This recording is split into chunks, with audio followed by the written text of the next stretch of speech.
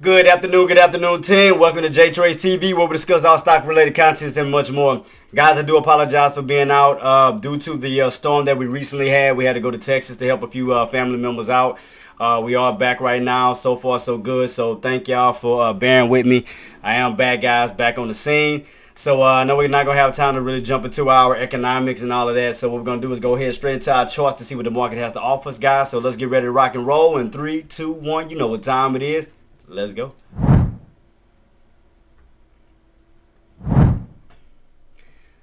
All right, guys, we're here. So far, shout out to my puts. You remember we talked about that 559 level, about that lower rotation down to 550. We did get that rotation from 559 down to that 550 level. Shout out to my puts who caught that from that level back down to this level here. So definitely just keeping us on watch to see can we maintain this channel until Wednesday, because they will. Donald Trump will be having more talks about the tariffs, and we're going to see how that's going to affect the market. Right now, we did get that bounce around that 550 level with possible room to push our way back up to that 559. Keep that on watch.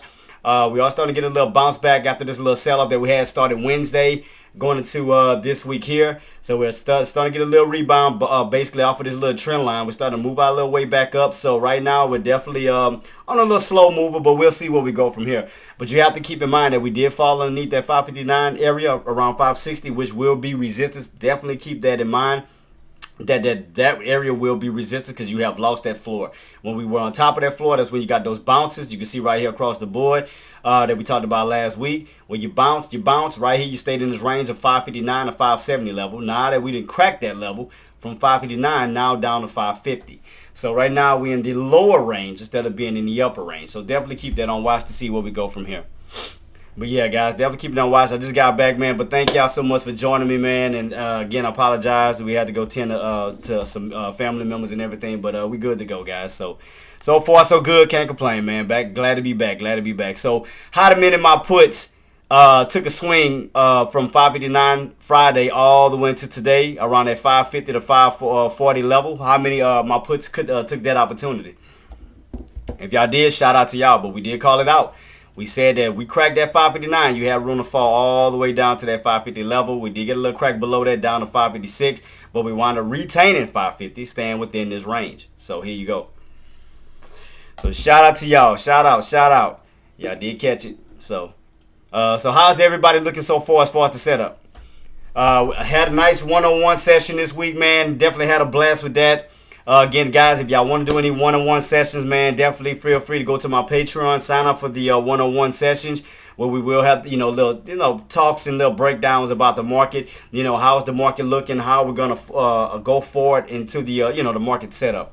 So far, so good, guys. I had a good little one-on-one session, and for my Patreon members, I did put out the trading journal that was yesterday or Friday. I'm sorry, Saturday. I do have it right here. Let me go to it real quick to my trading session right here. I spoke for the longs and I spoke for the shorts. Like I said, for shorts, like I said, as long as we stay underneath, I said hold that ceiling of 556 for that possible rejection down to that 554 all the way down to 550 level. I said if sellers can successfully stay underneath the 550 level, then we could possibly see that pullback down towards 545 to 540 level, which we did talk about that. So as far as on the put side, we did fall down underneath that 559 level all the way down towards that 550 range and even a little bit lower. But I did put that out to let everybody know as long as you stay underneath that 556, we could see that fade from 554, 552 all the way down towards that 550 level. So that level held, and so far so good. So shout out to my puts who did go in for the 559 all the way down to that 550 range. So shout out to you guys. So congratulations. So how are you guys looking so far on your puts? Well, as far as your trades, not puts, but trades. So how are you guys looking? Again, we did get a recovery off that trend line. We did get recovery right back off of 550 levels. So keep that on watch.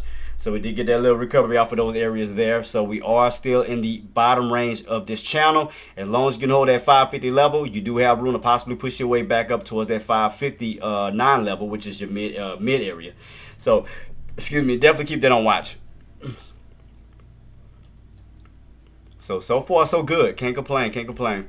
But I am here. I am here, guys. I am here. I'm here. And I do apologize for being out. Just had a little family emergency, but we are good to go. So definitely keep that on watch.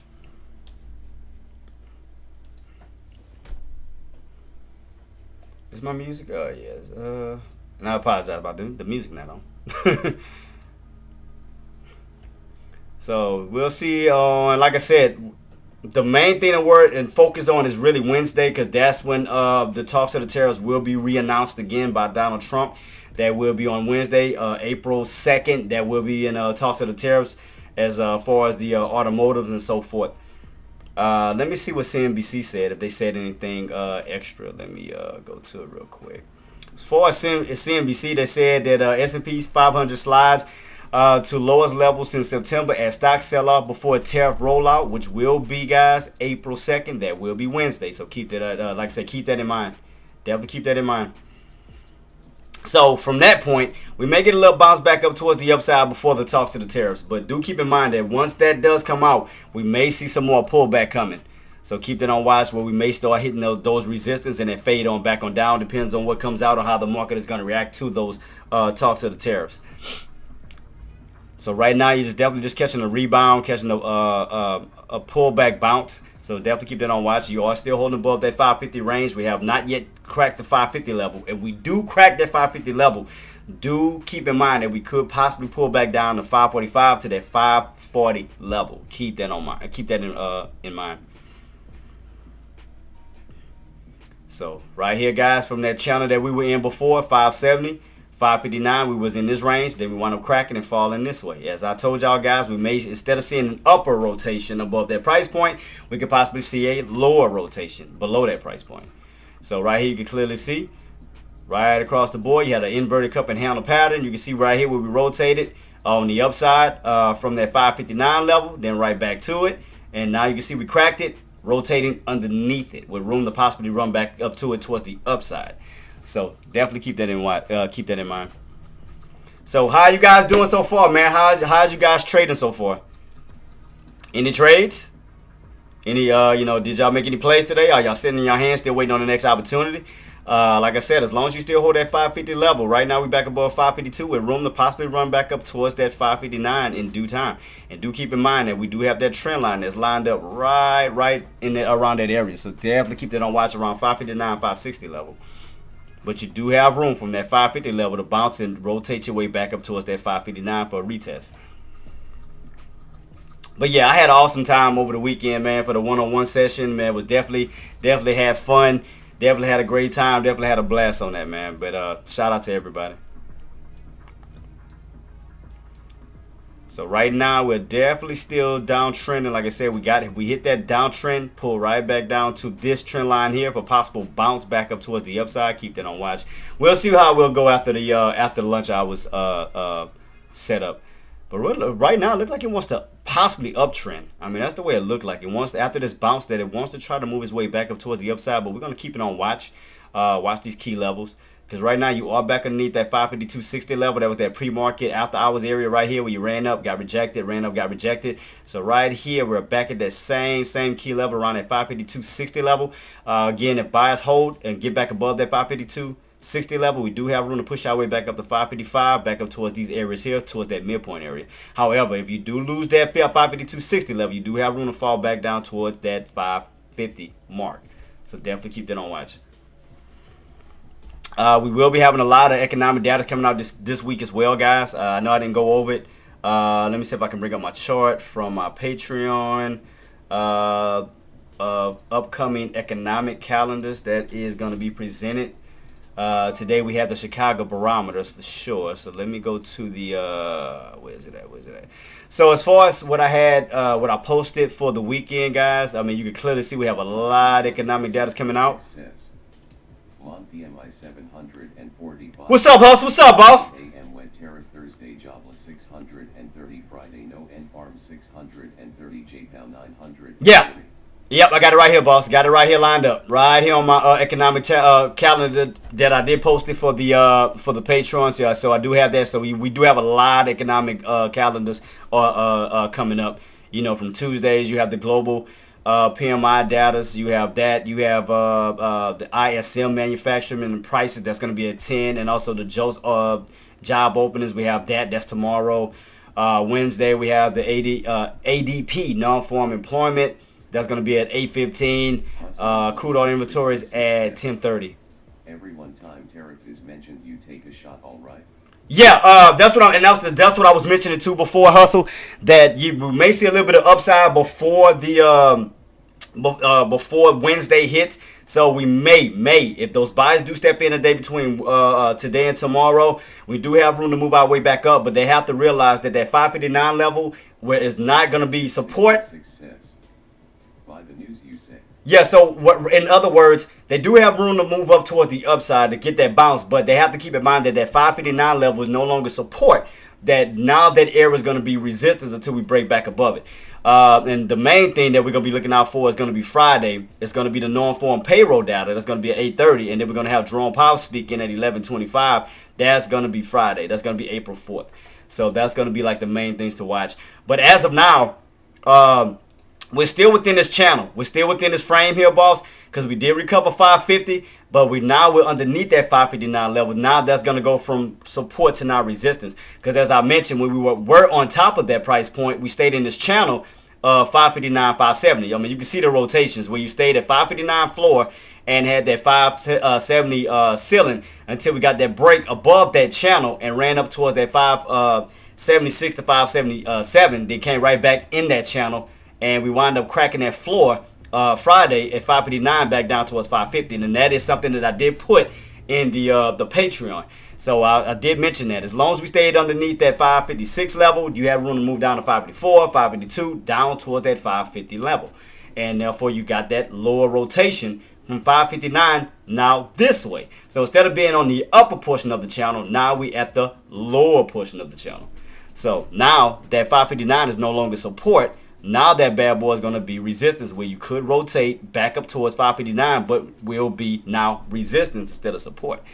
So far so good. So as far as the puts from 559 down to 550, shout out to you guys because that was damn near a $10 drop. If you round it off 560 to 550, that's $10.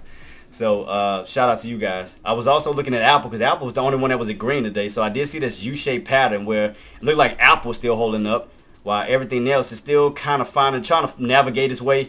You got Tesla still trying to hold that 250 range, trying to push his way back up to 260 to 270. Right now, it is holding that floor at 250 at this time. So that's holding up. But the main one that is on the top gain as of now is Apple. Apple's the only one that's in the green as of now, even though the market is in the red. You are catching this U-shaped like pattern on Apple, trying to move its way back up towards these areas of 222 up to 224, giving you this U-shaped pattern. So that's the only thing that's really holding spot really right now is like Apple, because Apple's the only one that's holding throughout this, bearish situation. So that's the only thing holding.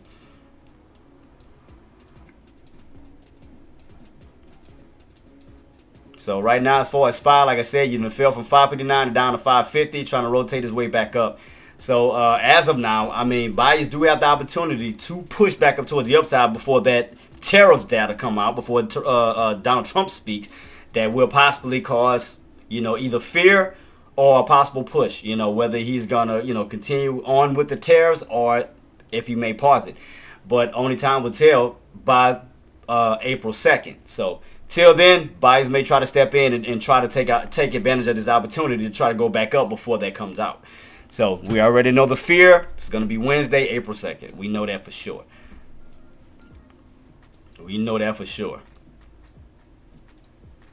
As far as the Chicago barometer that I did check, I think we were even. I think we came out to an even. Let me go back to it because I checked it this morning.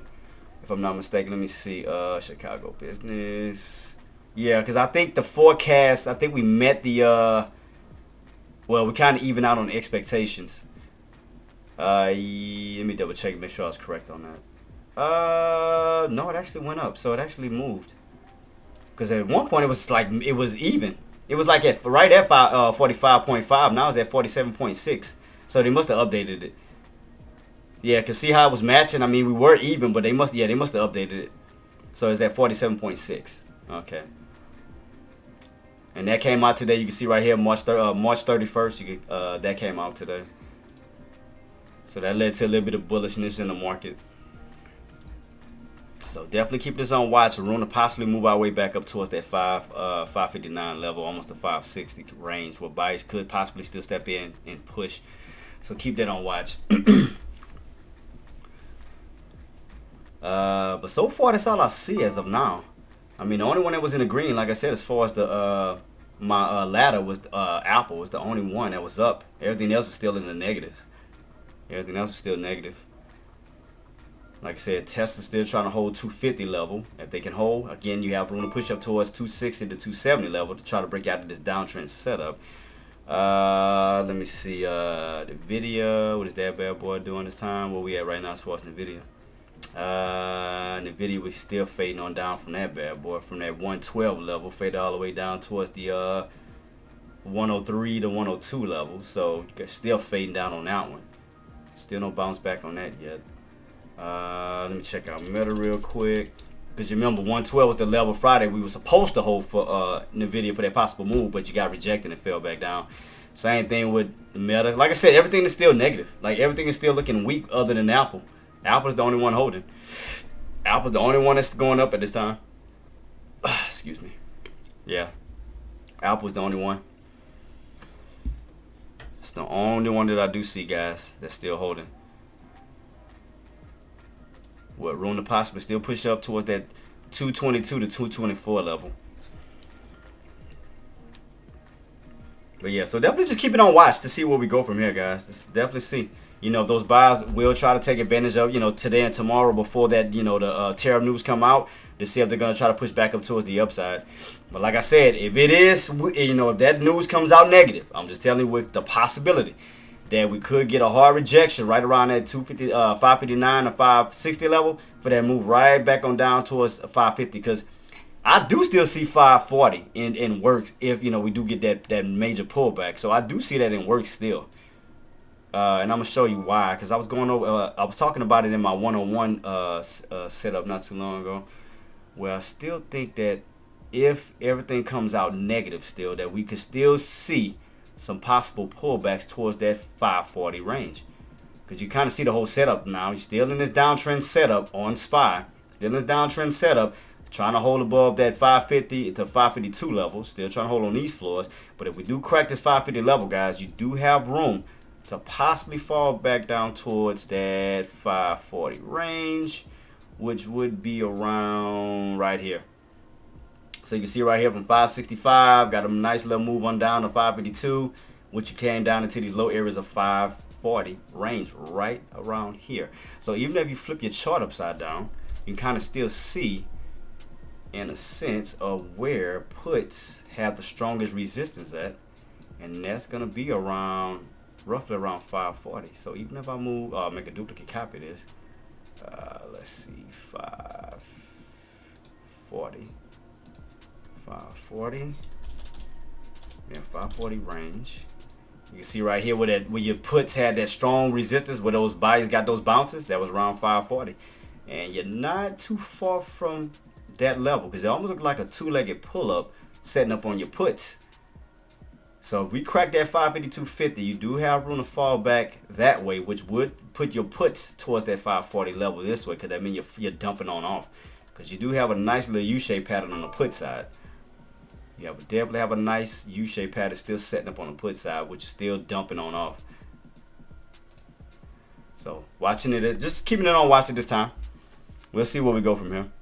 We'll see on how everything's going to set up. Like I said, Apple's still looking good. Apple's still trying to U-shape its way on up. SPY still trying to push its way back on up from that 550 recovery back in this range here from 550 to 559. So it's still setting up, trying to push its way back up towards the upside. So definitely keep that on watch. So still pushing. Definitely still pushing. That's why I told y'all, like especially the engineer. I was knowing I was trying to jump on her when I told her about that level right here. Once you wanted to go in for a call Friday, I told her wait for the volume to step in, because I told you once you get that dump on off, you're gonna go into consolidation, where it looked like it may set up for a two-legged pullback, in which there you go from 559 down to what, 550.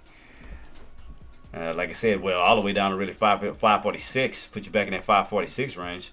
But you have got right back above that $half mark, which is 550. So you are back within that $half mark. So you did recover that. You didn't stay underneath 550. You got that bounce and got that recovery back above 550. So that's still putting you in the 550 range.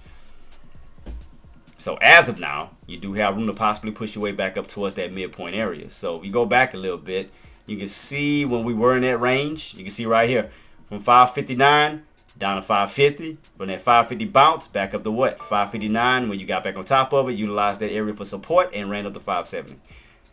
So you clearly see this little setup from 550, 559, 570. You can clearly see that setup.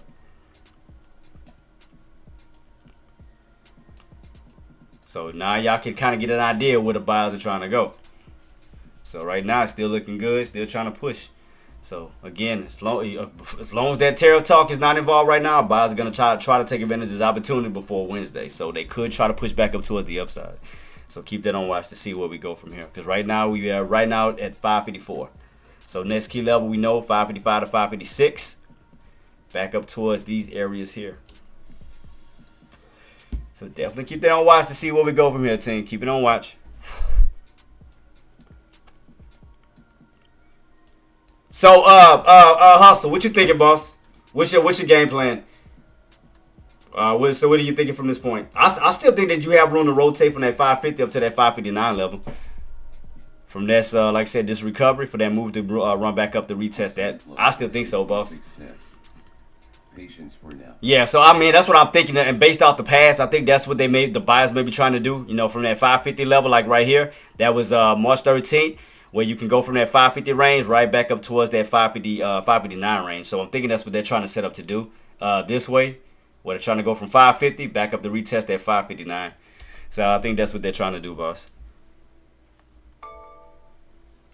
So I did alert everybody Friday. Be careful right here. For a lot of people that want to jump in for those calls, that's why I told everybody to wait. Because you didn't know which way that bear ball was going. You didn't know which way it was going. And then, you know, having the patience, you see which way it went. It went from that crack of 559 back down this way instead of getting a bounce. So shout out to those who had the patience to wait for the opportunity to get that good idea of where the market was going to go that Friday for the second half of the market. We did get that pull back down instead of a bounce back up.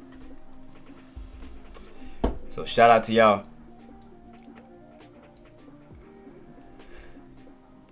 And if you are new to my channel, guys, man, do your boy a favor. Go to my YouTube channel, guys, and go straight to my YouTube channel at JTraedz TV. Smash that subscribe button. Like I said, we are on that road to 1K subs to start trying to get monetized for these videos. If you already sub, like, share, comment. If you're on Twitch, either follow or sub to avoid the ads. So again, not my fault. That's on Tesla. I mean, not Tesla. That's on Twitch. So do apologize.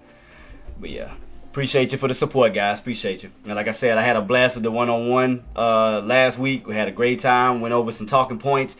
Broke it down to a science, and then we did talk about the rotations from that 559 level down to 550, which bam, we succeeded on that. Got that rotation for that possible move right back up to that 559 range. So far so good as far as the talking points. So that's why it's good. You know, like I said, I don't mind doing one-on-ones to break things down to a science, to have people kind of see the things that I see that you may overlook and not see, because we know a lot of people like to, you know, bounce from one trader to the next trader trying to get all these answers. And, you know, one trader may be giving out a certain answer, another trader may be getting out a certain answer, but once I do my one-on-ones, I'm speaking from my point of view, not nobody else's but mine. And again, I broke it down to a science. What could happen if we were to crack 559 on where we could go? And I said, and even on my Patreon, on my trading journal, where we could fall down to.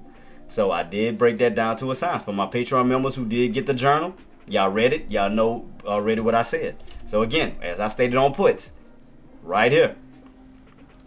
I'll go back to it real quick and here and get this out the way. Right here, what did I say?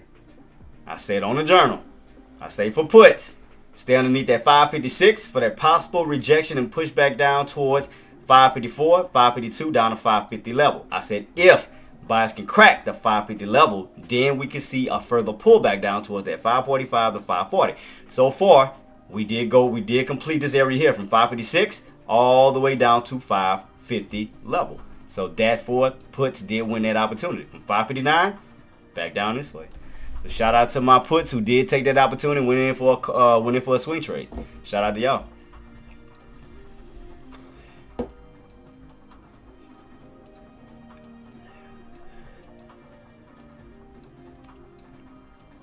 So right now, just definitely keep this on watch to see if those buys gonna take that opportunity, try to get that push back up towards that 559 level. So you still have room and opportunity, still push. Cause like I said, we don't have anything major, really major, until Wednesday, until those tariffs come out, the talks of it. So we don't know how it's gonna affect the market, what it's gonna do from that point. But we do know that we have opportunities to bounce and try to run it up towards some certain price points until that till the tariffs it has been mentioned. So like I said, tomorrow we don't really have. Let me see. Like I said, tomorrow all you have is the S&P final. Like I said, the manufacturing PMI 945, construction spending and ISM manufacturing. That's at 10. Also, as far as the job openings, that's going to be at 10 o'clock. So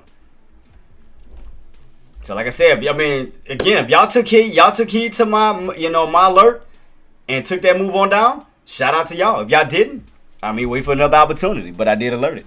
So it's up to y'all. Y'all, again, what do? I don't try to force nobody to trade. For people that was impatient right here, I told them to wait for the volume to step in because we didn't know what type of volume was going to step in on Friday right here in this area, 559 area. Again, it could have been bullish. It could have been bearish. If you wait for the volume to step in, you'll get a true idea of the direction so you don't put yourself in the wrong predicament. I know there was a lot of people going on calls, but I told them to wait. Don't jump in just yet. Wait to see. Yes, we got a bounce around in the area in the past, but as the toss of the tariffs was coming in, we were creating a downtrend setup, which was making the market bearish. So as we got down in this area, I told people to hit the brakes around lunch area, wait for volume to step in to see which way that the market wants to finish off of Friday. A lot of people jumped in, got impatient, wanted to jump in on calls, but what happened? You got that pullback down. Instead of going up, you got that pullback down this way, where you did crack that floor finally and fell back down to this area. So it's all about patience, guys. Having patience, waiting on the opportunity. Because again, guys, we don't control the damn market. We are part of it. We are a small piece of the market. We don't control it. So you have to respect the movement and go with the momentum. Don't go against the grain. If it's going down, why go against it?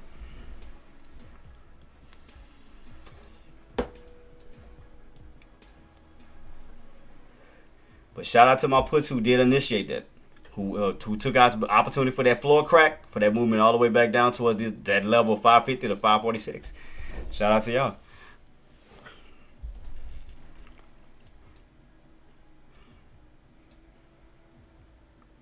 So right now we still have room to possibly push our way back up towards that 559 level. So just keep this on watch to see if these buys gonna step in to get that continuation push towards that midpoint area, which can act like a magnet. You leave from it, you return to it. You leave from it, you return to it. Keep that in mind. When you was on top, what did you do? For example, 559. You leave from it, you return to it. You leave from it, you return to it. You leave from it, you return to it. So now think about it on the downside. You leave from it, 9 times out of 10, you know what buys are trying to go. 559 level. So keep that on watch to see can we get that continuation push back up towards the upside. You already got the upper rotation. Now we're working on the lower rotation towards that price point of 559, because that price point acts as a magnet. Well, I shorted the resistance in pre-market right before the bell. Man, shout out to you, boss. Ooh, $3,000. Shout out to you, Cold Playboy. You a beast at it, man. And like I was alerting people Friday for that opportunity as well. From people that caught the 570 level, because I told them to watch this channel setup. I said, as long as we stand underneath that 570, you have room to fall down to 559. You crack that 559, you got room to fall down to that 550 range. So as I told everybody, so if you didn't catch that area 557, boom, waiting for that crack of 559 for that floor to crack, with room to fall back down to what? 550 level. And bam, played it, boss. I mean, I tried to, I alerted everybody. I told everybody the possibility of what could happen if you didn't hold 559. And instead of having an upper rotation, they could be setting up for a lower rotation. Remember, I go back on my live and show people that I talked about that. Matter of fact, I'll pull it up right now to prove that I said that I said it on my live, boss. Well, I literally drew it out on the possibility if we crack 559. Let me see if I can bring it up real quick. Let me see if I can find it from Friday's live. Let me see. Let me see. Fridays live. Let me go to it real quick, boss. Where is it at? Mute. And where did I talk about it? It was like after hours, right? When we talked about it. When I started to draw it out. When I started to draw those little lines. Yep, look right here. Look right here, Coldplay. Look. Did I not alert everybody Friday? If they crack what? 559, how you had an upper rotation. Now it can be setting up for a lower rotation where you can bank from the 559 level down to 5. Boss, the proof is right there. Right there on my live where I broke it down and drew it out literally. From upper rotation above 559 to a lower rotation underneath 5. Boss, I broke it down to these people, man. I mean, I don't know what else to do. I break things down to a science. Whether people want to believe me or not is your account. Is up to you. But right here's the proof that I literally broke this down. If you would be patient to see what levels would take place at 559 on the possibility of money making opportunities on the put side at 559 to 550, same exact channel that I got drawn right here is the same exact channel that I got right. It's up to them. It's up to them. I put it out. So it's up to them whether they listen or not. And look what it did. Damn near off my drawing that I drew. Look at that. From 559, lower rotation to 550 for that movement back up towards that possible area of 559. I mean, you can't make this up. I mean, you can't make this up, boss. You can't make it up. I mean, I told him. I told him the possibility. It's all about patience, man. All about patience and understanding these setups. Because again, if you would sit back and realize the setup that you're in throughout the week or 2 weeks, you could just be playing off of these particular price points over and over and over until you either break out or you crack those price points. Right here, 570 puts, 559 calls. I mean, you play that rotation back and forth, money making opportunities over and over and over and over and over until you either break out or you crack underneath those price points. What did you do? Cracked out of this level here. Now down to what? This level here.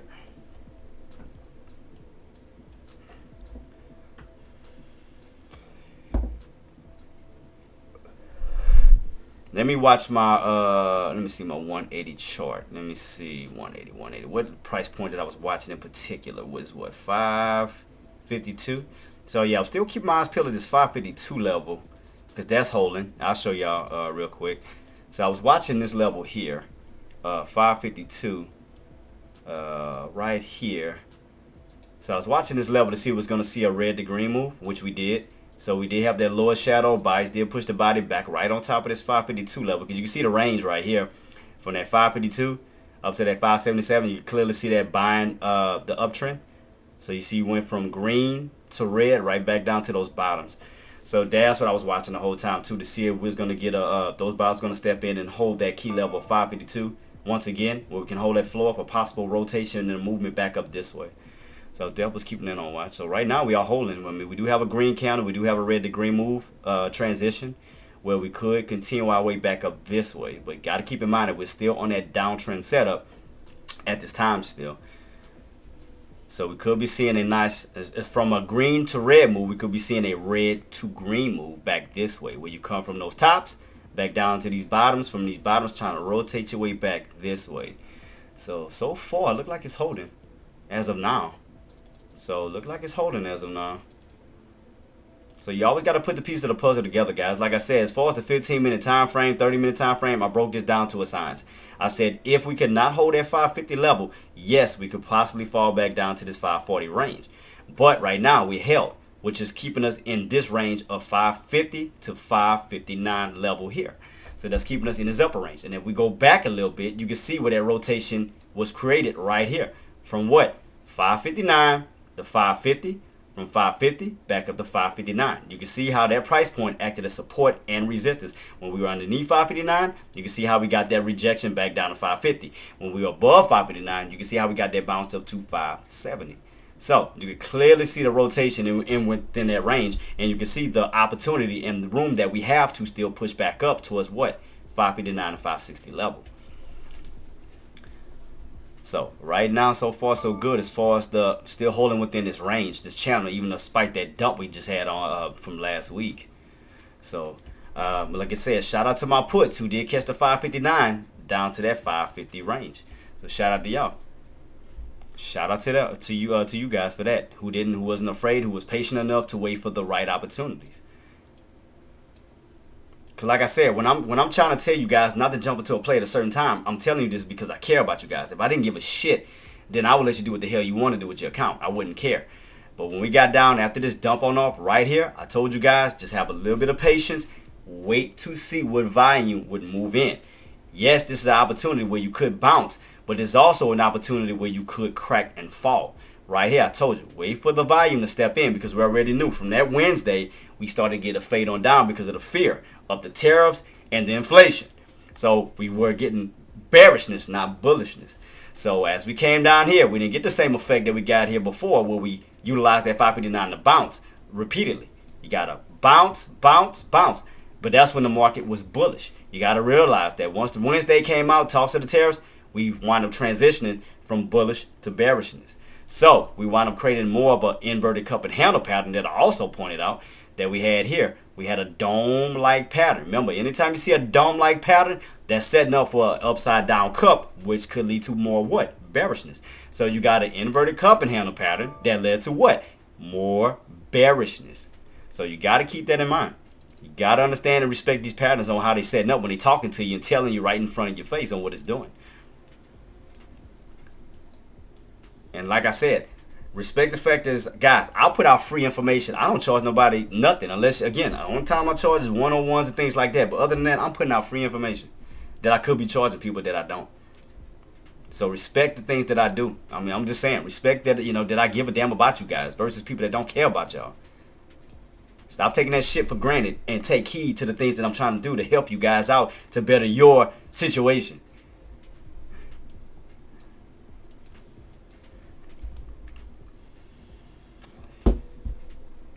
So it's up to you if you want to listen or not. It's up to you. I give you certain price points. What to look out for, what could happen. Whether it's a call opportunity, whether it's a put opportunity. But I give you ideas. If you miss these areas, okay, what's the next area? 559 level. If you miss this drop here, okay, this is your second opportunity. 559 for a possible flush on down. And there you go.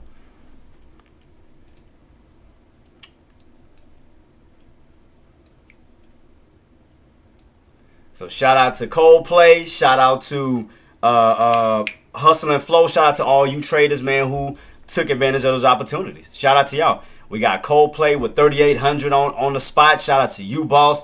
We got Hustle and Flow killing it. So shout out to you guys, man. Shout out to y'all, man. Thank y'all for being leaders and thank y'all for being that inspiration and to letting people know the possibility on if you wait for opportunities, what can happen. So thank you guys for being inspirations. Thank y'all. Appreciate you.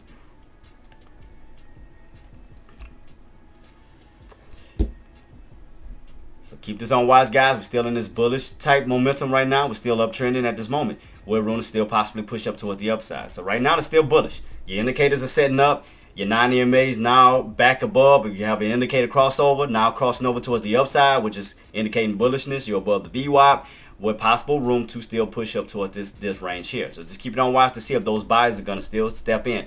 Now, if you want to go for a put, either wait for that push back up towards the upside or wait for that fall back underneath that 552.60 range, which was around after hours from last week and pre-market this morning, where we did get a little rejection and a pull back down. Little rejection and a pull back down. But we are above that key level, turning resistance to now support. So keep that on watch that we're still uptrending. Look at the overall pattern. Still uptrending at this time. So right now you're getting a pull back bounce, pull back bounce, pull back bounce. So right now that's bullish, not bearish. So keep that in mind that bad boy is still uptrending.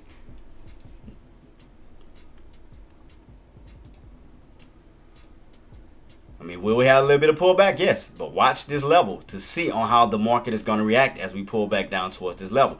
Will we find a possible bounce back up or will we get rejected and come back down towards the 550 range? But right now we are uptrending. We have broken above that old pre-market level, still trying to find its way up, which is still uptrending. Now, the reason why we're getting a little bit of pullback because Apple is pulling back. Apple is hitting a little resistance. We're starting to pull back, which is now affecting SPY. You can clearly see that right here. Almost look like the same exact setup. See that? Apple is affecting SPY at this time because everything else is still falling. Everything else is still in the negative. If you look at my ladder, the only thing that's in a positive right now is Apple. Apple is the only thing that's in a positive at this time. Only thing. Everything else is still falling. Google, SMCI, Meta, AMD, Amazon, Tesla, Nvidia. So you see how the candles are changing? They're almost the same exact colors. See that? See that? That's because of Apple at this time.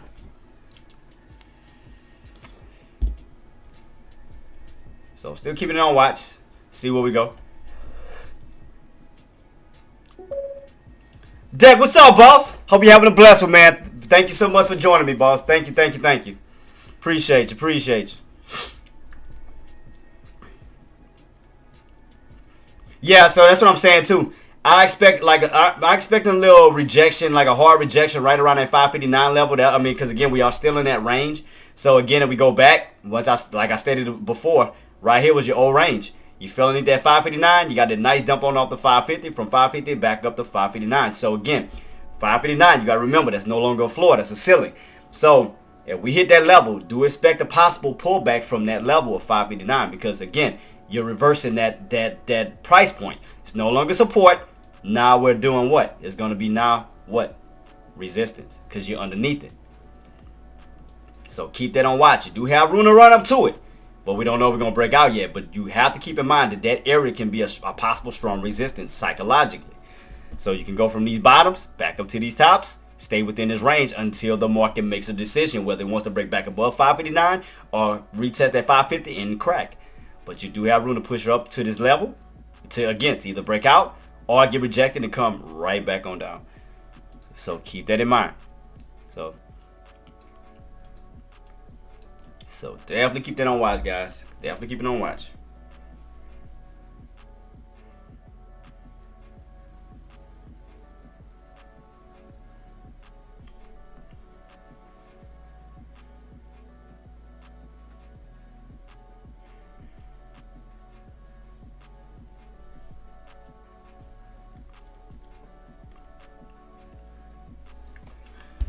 So right now, just keep it on watch. I'm just seeing where we go from here. Right now, we're still above 550. We're still above 552. Trying to push our way up to 554 to 556. So let's see if those buys, excuse me. Let's see if those buys are going to continue to get that push. So right now, as far as Apple traders, you are above the 220 range. We definitely want to get that push back above 222 to 224. So let me see. Let me keep this on watch because it is starting to U-shape, almost like in a cup-like manner, and maybe trying to work on a handle right around this range here because you already got somewhat of a cup. So it looks like it's starting to get a little pullback from this 121 to 120 level. Let's see if that level is going to hold. Because the main thing is you want to stay in the 120 range because you don't want to fall back into the teen ranges because that'll put you back down into the 219s, 218s, back down to these levels. So I'm definitely going to keep this on watch to see where we go from here after we get this little pullback. To see if buyers going to try to utilize this area 220 for that push back up to 222, 224 to see can we find our way back up towards these old highs here. So definitely keep this on watch to see what Apple does because again, the way that this is set up is going to affect SPY. So I want to see how this is going to set up after this little pullback that we're having right here. But it does set up like almost like it wants to set up for like a little cup-like pattern. So let me see what we can get from this point. So you do have still somewhat of a little downtrendish like situation, but we'll see. We'll definitely see from this point. To see can we get that break back out. You know, we'll get this little handle like pattern. See if buyers can hold that 220 range. Get that push back towards the upside of 222. That'll be your handle. This way, kind of creating somewhat of a bull flag pattern, but we'll see because we are in lunch hours right now, lunch hour volume, to see what type of momentum is going to start to shift for the second half of the market. You know, where we could possibly continue on up or start to reverse back down. But the way this is setting up, I mean, it looks like it wants to continue up because it's not like consolidated green candles like we got. What day was that? That was What day was that when went straight up and we kind of knew that was coming? When it went straight up, up, up, up. What day was this? Oh, that was Thursday. Yeah, when you went straight up with no consolidation. See, normally when you get it again, when you get something like this, you can expect a nice pullback down. You go straight green or red. Because you have, and the reason why, because you have no consolidation. You don't have those pullback bounces where you're creating these bear traps. You're just going straight up, up, up, up, up, up into a certain targeted area, a target price area, where we know psychologically sellers are sitting at, and you'll get that nice move reversal right back down. So that's kind of like that. But right now, today, we didn't go straight up. We just kind of building our way up this time. So instead of going straight up, you kind of build. You see, but you see it right now how it's a little bit more stable. When you have like a few red candles in between, where it's just versus when it's just green candles going straight up. You're going straight right into a brick wall to come right back down. When you're building something like this, it makes it a little bit tougher for bears to take out. When it's on a constant little uptrend, you get a little pullback, bounce, pullback, bounce. It makes it a little bit difficult for sellers to take it out. So when you're getting a move like this, it's a little bit harder to take it out, and harder to reverse. So buyers could be setting up for another opportunity because they look like they may be trying to set up for a bull flag pattern on this bad boy. Well, you do have a engulfing green candle followed by a small red candle, almost looking like a flag. So we'll see where we go from here, because it does give off like somewhat of a little bull flag pattern on this bad boy. So we'll see where we go from here, guys. We'll see where we go, because you do have still space and opportunities to push your way back up towards that 556, 558, up towards this level here, where it can still continuously keep climbing.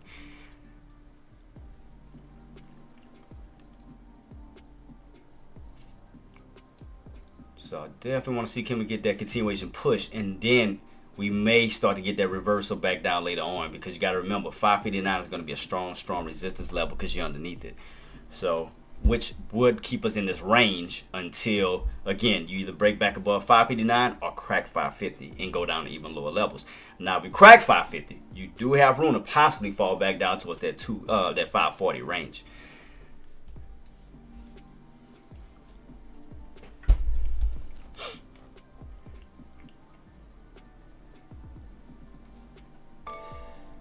So right now, we're just slowly still trying to build our way up.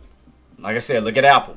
Apple's still trying to slowly set itself up, like kind of like in this little cup-like pattern, like almost like a cup and handle pattern. So I mean, it's still slowly trying to move its way up. Same thing with SPY, slowly moving its way up. There's no spike, no drops. It's just slowly moving its way towards the upside.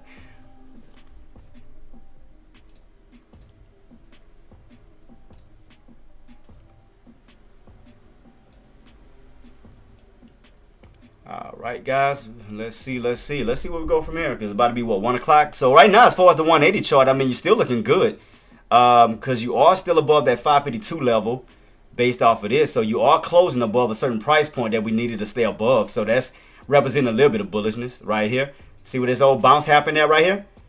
See where we recovered at, 552? Then you got that nice run back on up towards the upside, towards 577. So right now we are still establishing this floor, with a nice little possible room to possibly push back up towards the upside, because you will be doing somewhat of a red to green move. As long as that floor holds, you're still looking good. So that's looking somewhat bullish. Where's that 9 MA at? Right at what, 560? So you got room to push up towards that 9 MA, which is at 560. But everything is still looking a little bearish, because your indicators, you fell underneath. I mean, the 50 is right above your head. Your 9 and 20 has crossed over towards the bearish side, so that's still representing bearishness. Even though you got room to still push up, you still have a lot of resistance that you could run into, some strong resistance. So definitely keep that on watch. What time it is right now? 4 minutes, and you're still holding this level. So I mean, you're still holding. So you still have yet to fall underneath that 552 range. And these are 12-hour candles, so that's still holding. But you do have room to still push your way this way. So we'll keep it on watch to see what's going to happen at the second half of the market. Definitely watch. But right now, this candle's about to close out green. Definitely close out green, still holding above 552. So I mean, that's still bullish in a sense. I just think, man, especially with the talks of the tariffs, I I honestly think more pullback is coming. I'm gonna just be honest. I still think more pullback is on its way. Cause the way this is setting up, and you still underneath this downtrend setup, I mean, you already got a two-legged pullback setup going on right here, right underneath that trend line. I mean, even if you do so happen to push back up, I mean, you still need some strong resistance where you can pop back up, get rejected, and come right back down. The way this is looking like this is setting up, because you already got a two-legged pullback setup already, which is bearish. And if you flip the chart upside down, I mean, your puts should be bullish. See that? So you flip the chart upside down, that's bullish. So that means you possibly still have more room to fall. So I mean, look at this. Look on your puts setup. It's puts set up in almost a bull flag like pattern. So instead of a regular H pattern, you got an upside down H, which represents more, bullishness on the put side.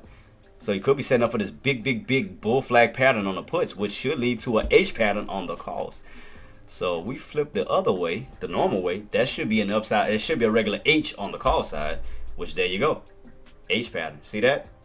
Got that H pattern this way, but then you got an upside down H on your puts, which is indicating possible more pullbacks is coming.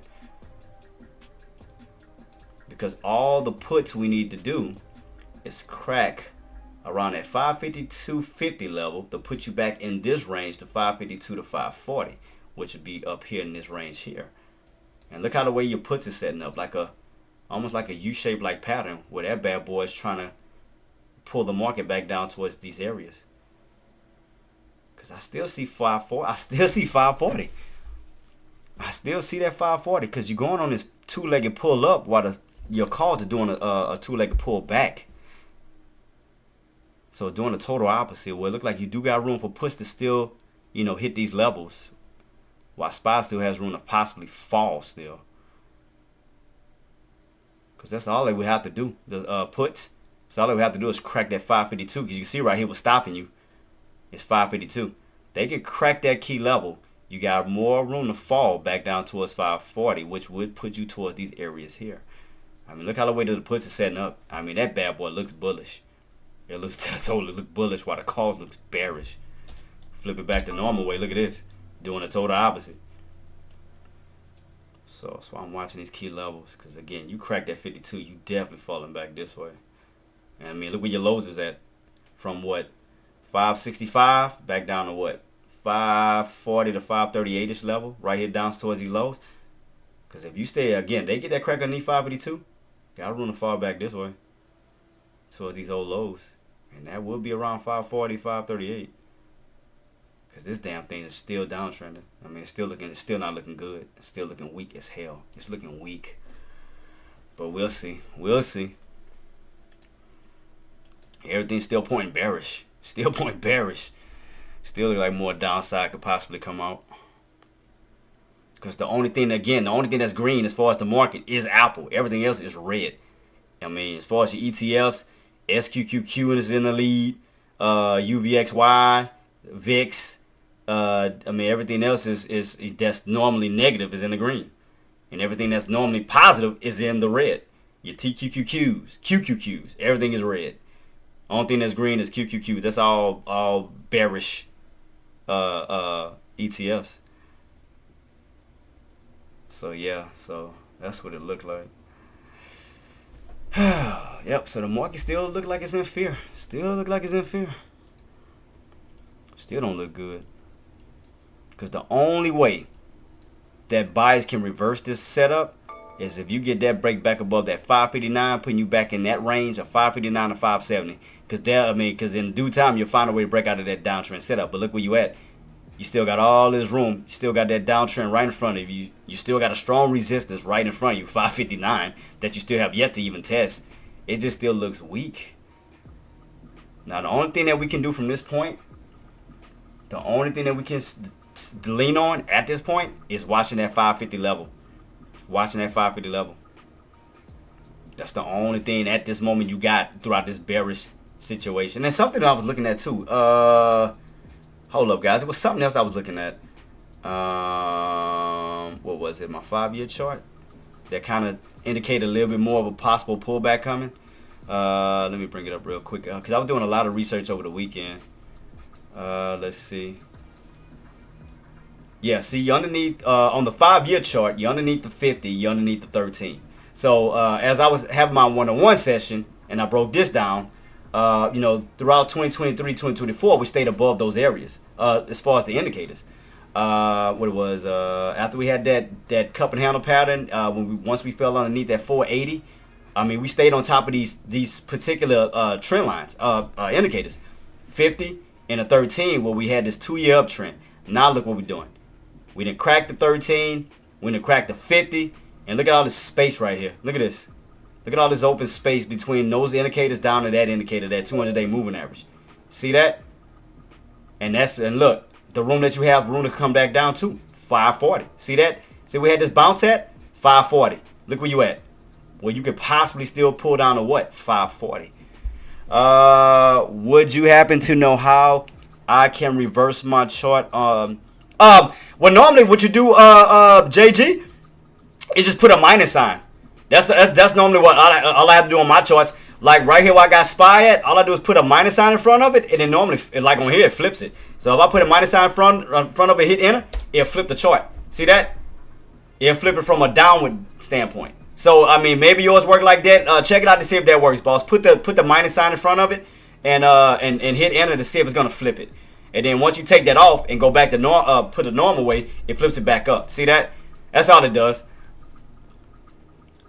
But yeah, I mean, but like I said, but guys, look at all the major areas that we have. I mean, we cracked. Like I said, we no longer on the 13. We no longer on the 50. Everything we underneath it. Underneath it.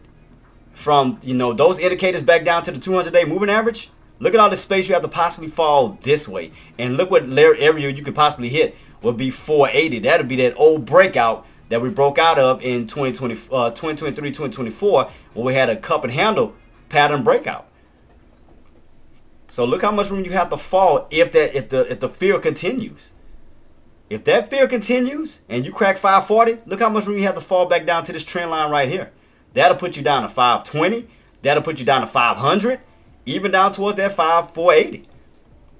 So right now you're hanging on by a thread on this trend line right here that's still holding up. Trend line is still holding up right here, that yellow trend line. See, anytime you hit that yellow trend line, you normally get a bounce. Yellow trend line, you normally get a bounce. But during those courses, that's when we had the 50 SMA and the 13 EMA working with us. Now, if you notice, we underneath all that bad boy that can work against us.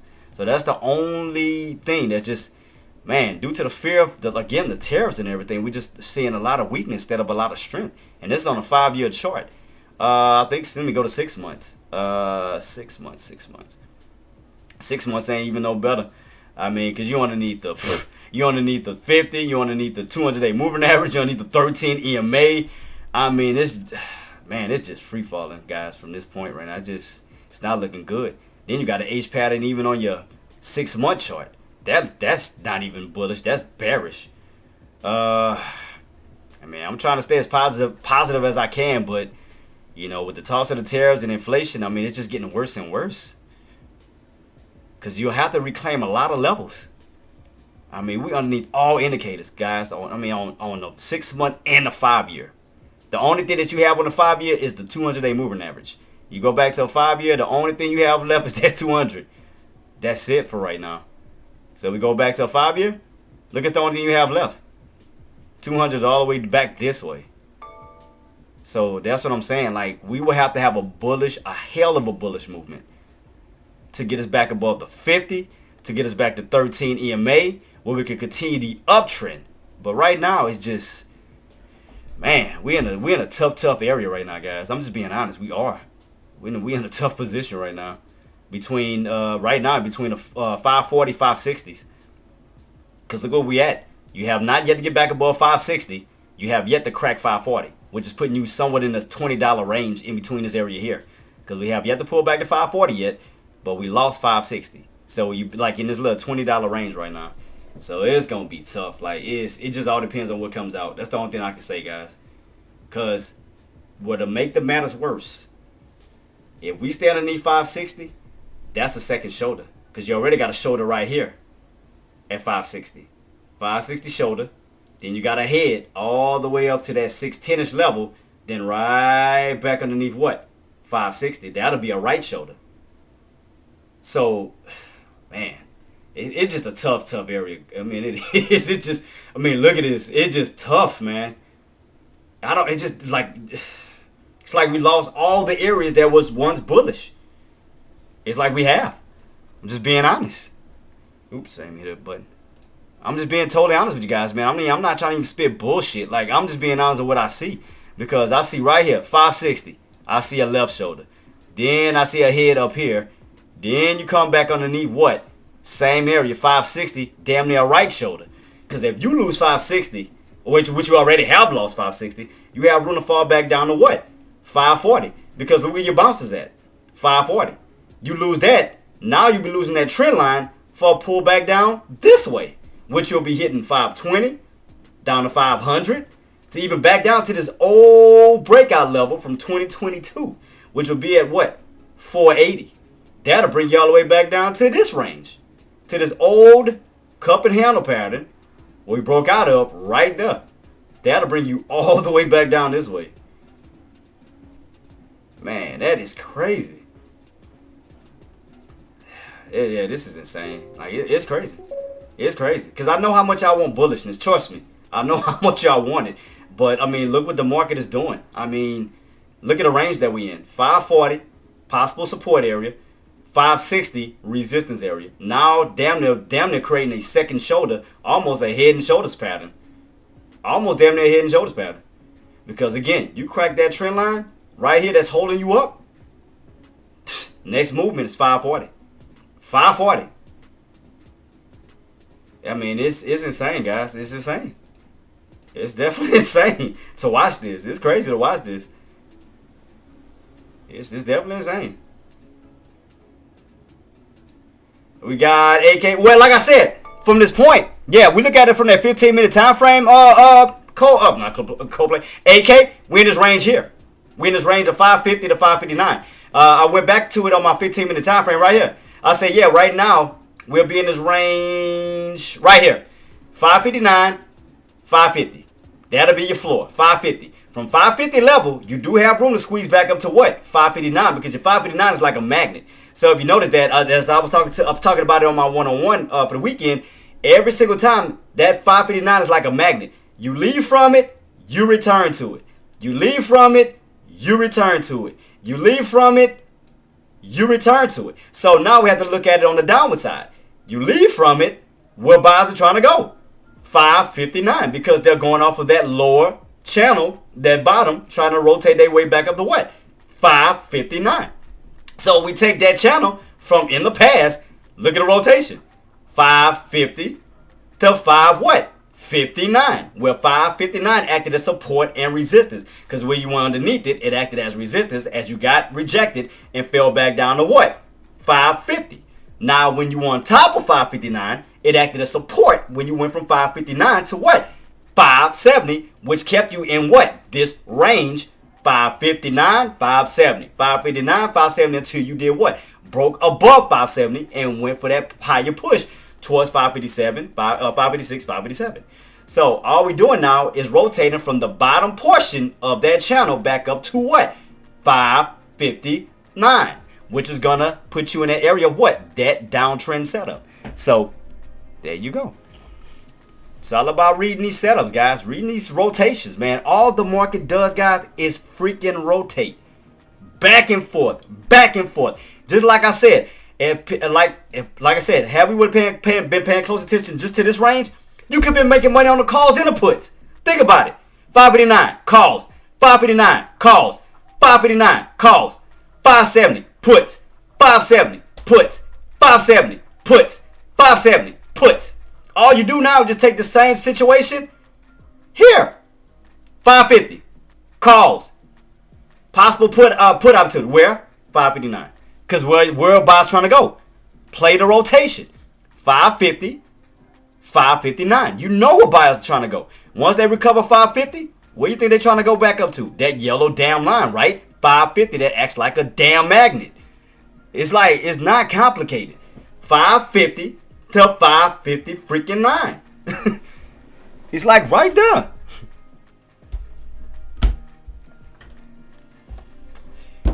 Play the rotation. Play the magnet. Your magnet is 559. You leave from it, you possibly will return to it. It's about as easy as you can put it. Play within that channel.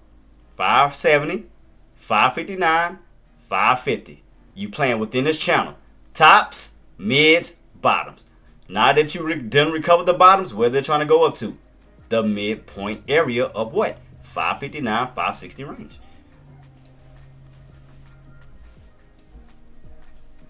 That's it. That's all they're trying to do.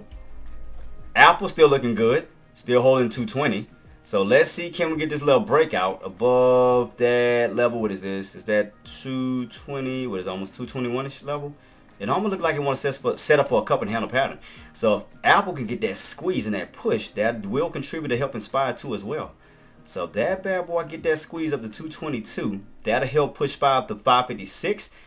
And as we still push up to 223 to 224, that should push Spy up to 558 to what?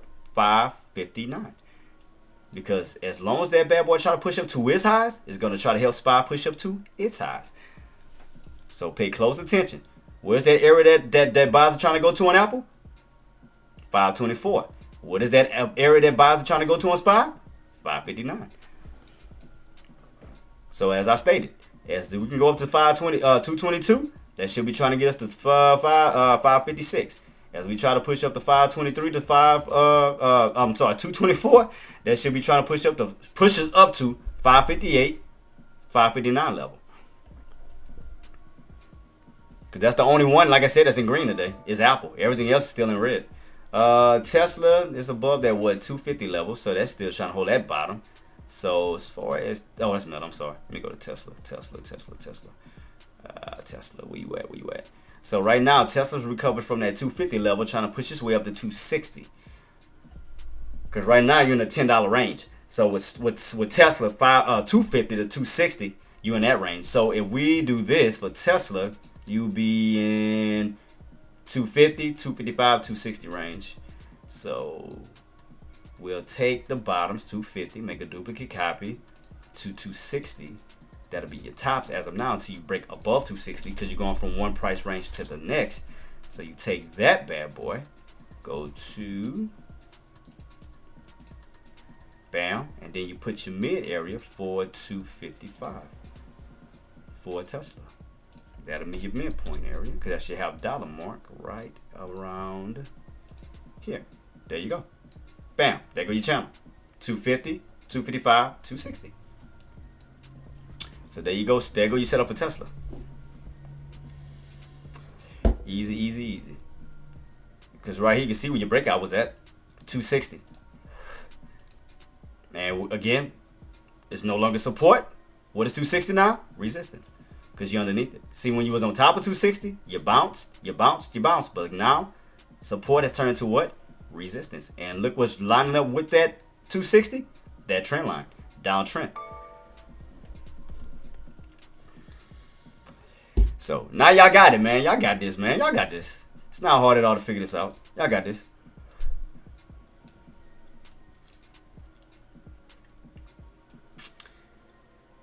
Jay, if you're calling all this, why you not in something? I am. I just been quiet. Just letting it do what it's doing.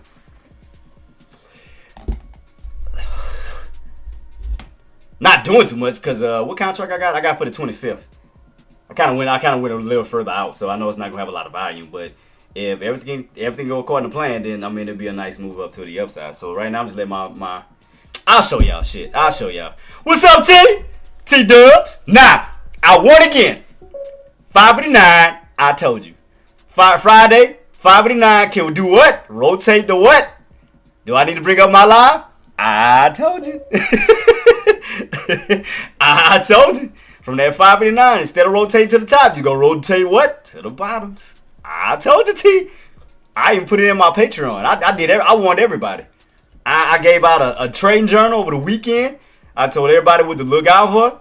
I gave everybody a heads up. I got it right here, boss. Got my proof. You know I ain't gonna let you down, Cap. Look at this. Puts. I said sellers need to hold. I need to sell in the 556. From that possible rejection, we can push down towards 554. Down to 550 level. I said if sellers were to successfully close underneath 550, then we could possibly see 545 to 540, 545 to 540. But I did mention from 560, we could go all the way down to what? 550. Didn't I not? And look, from once we cracked that 5, because remember I had my alerts Friday. Once we cracked that, we got to crack any 559. Remember I had my alerts at what? 556? No, 558, 556, 554, all the way down to 550. And there you go. There go that rotation, lower rotation. Bam. For that possible movement back on up. Bam. So, yeah. Yeah. So, right now we're in the bottom range of that channel. From 550, 559. Yes, I'm in a trade. Yes, I'm holding. So, mine's, like I said, mine are moving a little slow. I can admit it. But yeah, I'll show y'all mine's though. I mean, like mine's ain't doing too much of nothing right now, but I am on one. So I was, what was I doing? I was trying to catch these bottoms because at the time I was trying to like hunt around my contracts, So I got in at these little bottoms like right here. So to see if we can get a squeeze on up. So I did get one bottom here. Did get a little one bottom for possible to see can we get a squeeze towards the upside. So the way this is setting up kind of like in an uptrend position, kind of doing this.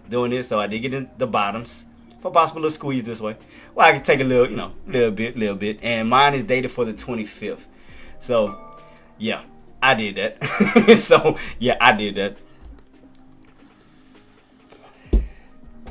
So that's why I put mine for the 25th to give it some time to kind of, because again, the reason why I went out, because I wanted to learn from my Tesla situation. Because if I give it some time to set itself up, let that bad boy run, I don't have to worry about jumping back in, jumping out of a play. Just let it just do what it do. So, and that was all from my Tesla miss outs. Because had I would have been catching those Tesla bottoms, oh my God. So, learning from my, my situations.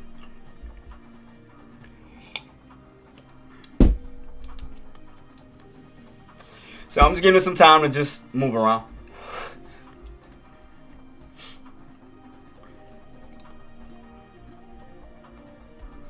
So I'm just sitting on mines right now. I'm just sitting on mines, just watching this little setup, watching the little channel setup. That's all I'm doing.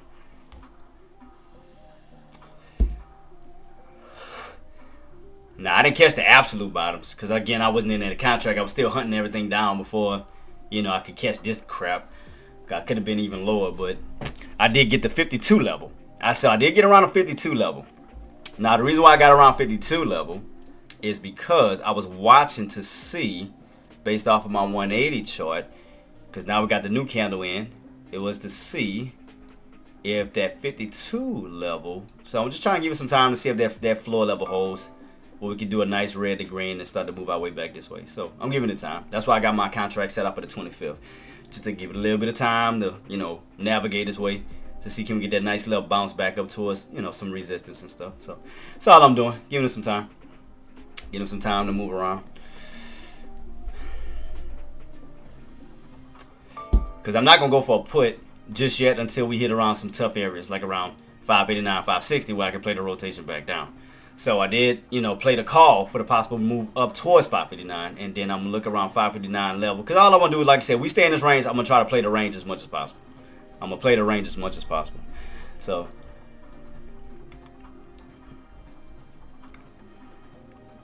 I'm gonna do what I can. I'm gonna do the best that I can. So try to navigate as much as possible. So I do have one for the 25th. As far as today, let me see how the push look on that one. Like I said, if I can play the rotation, I'll play the rotation. How's it looking like on this one? Excuse me. Let me see how the puts are looking on this. Because if I can play both sides of the fence, I'll play both sides of the fence.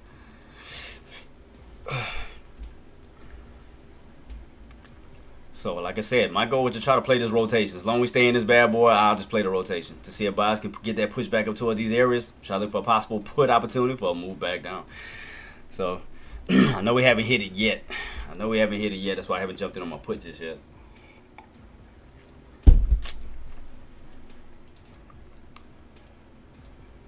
So, I'm just trying to see can I play the rotation. If it work out, it work out. If it don't, it don't.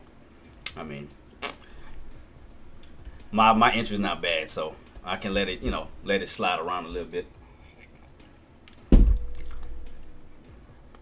So I do want to see the rotation from these bottoms back up to the top. Like I said, I want to see something like this, what we got before, where we rotated from these bottoms and we ran our way back. Well, you can see right here, ran up straight to 559, and then came right back down, but stayed within that range, and then got that breakout the following day, which is Thursday and Friday. But I'm trying to see, can we try to rinse and repeat that same exact channel? See if we can hold that 550 level and navigate its way back up towards 559. So I'm just giving it a little bit of time to do what it's doing.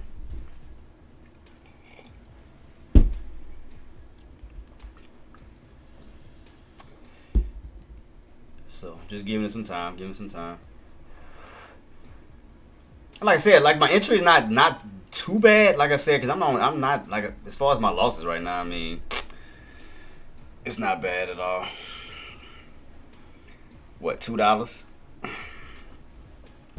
Because like I said, I'm not gonna have a lot of volume on that one because it's all the way dated for the 25th. So that's why I'm just giving it some time to kind of work its way, So that's what I'm just doing. So I'm trying to see, can I clear out these bottoms, see if these bottoms gonna hold, where I can just hold it, and I can still trade other trades. I can still day trade, but I'm still holding that bad boy. So that's why I want to see what it's gonna do. So the game plan on this contract, what I wanted to do, like I said, I can still add in another one. So what I want to do, the way this is setting up, if everything goes according to plan, see, I want to try to catch as many bottoms as I can to try to see, can, get that push back up towards the upside. Catch, run off these bottoms and start to move our way back this way while I'm holding some good bottoms. Like I said, it's not bad. The setup is not bad. My entry is not bad either. So, oops. Not even me do that. My fault.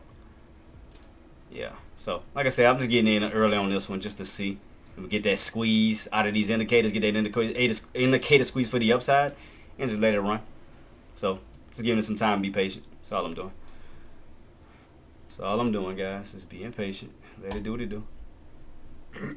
See where we go from here. So, can I still day trade? Yes, I can. I can still day trade and play other trades while I'm just letting that run and do what it do. So I can look at other trades at this time, see what I can figure out.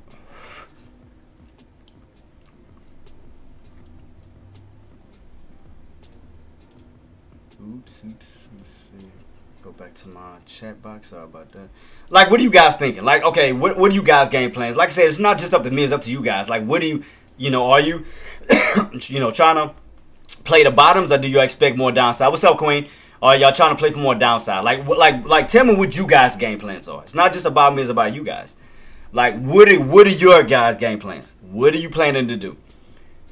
Are you planning to catch bottoms for the move back up? Or are you still kind of sitting back trying to play, for more puts back down? Like, what are you guys thinking? Like, Tariq, what you thinking, boss? JG, what you thinking, boss? Like, what are y'all game plans? What y'all thinking?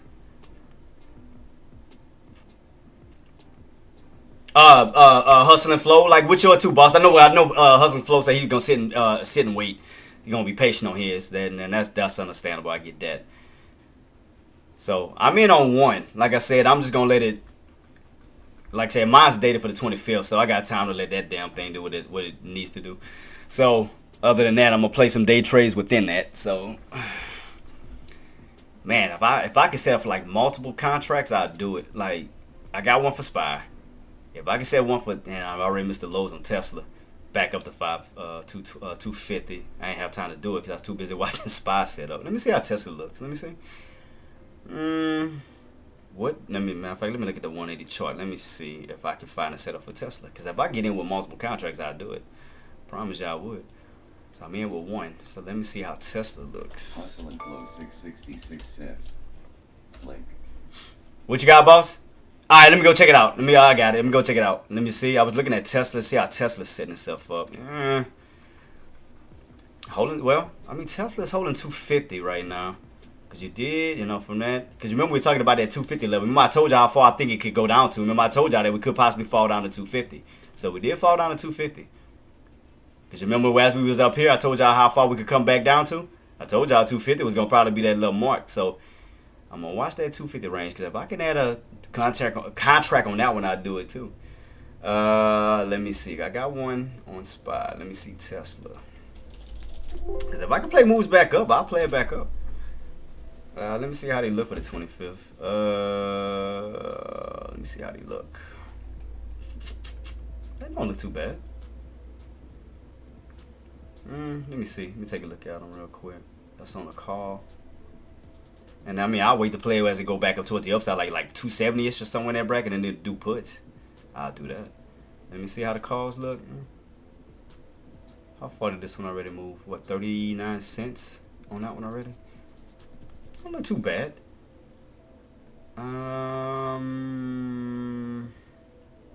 What can I use? Let me see what's my balance to see what I can still trade with. Let me see, because I know I kind of. Let me see. What's my balance? Because if we can stay in the channel and go for a possible squeeze, I mean, catching these, as long as we stay above 250, I mean, I'll definitely hold it. I'll definitely hold it. So let me see.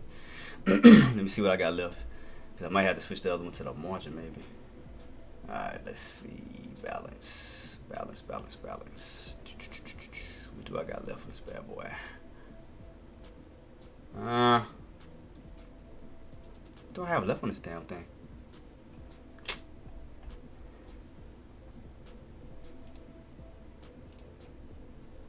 What I got left? It says 43 on this. Let me see if it's gonna work. Cause it says 43 I can use still. So I'm gonna have to possibly pick a cheap contract since that's what I got left. Let me see.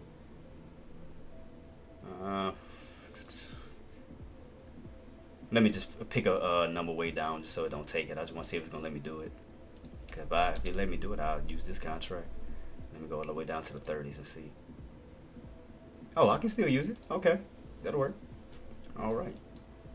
So what we at as far as Tesla? Still holding 250, right? Still holding 250. Man, where I was trying to anticipate it to go?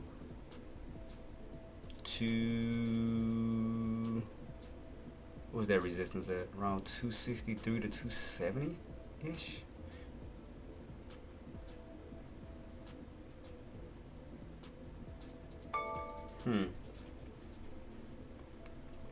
Trying to pick a contract for that bad boy too. So if I can use that one, I mean, they all both dated for the 25th of April. So let me see what I can do. Cause like I said, if I can hold these bad boys, I'll hold them. Like I literally will hold them. Let me see. So I'm gonna watch Tesla 2 and SPY. I'm gonna watch both of them. Cause right now you got Tesla back in this range right now. You're underneath 255. 666 says, White House, any country that has treated the U.S. unfairly should expect to receive a tariff. Yeah, I remember he said that. Yeah, I saw that. I saw that too. Let me go to the link. Appreciate you too, boss, for that. I apologize. Let me go to the link that you sent. Hold up, boss. I got you.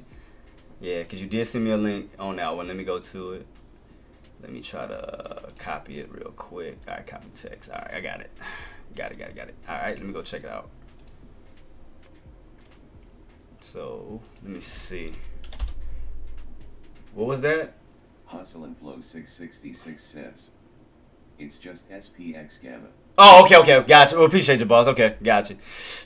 Because I was wondering, like, what the hell is that? But appreciate you, boss. Let me see. What's CNBC saying?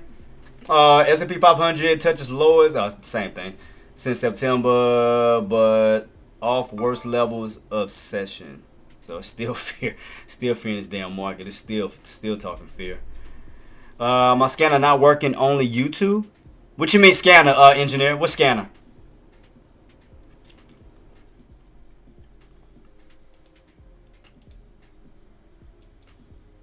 Yeah, so right now I'm still in that range. I'm still watching Tesla.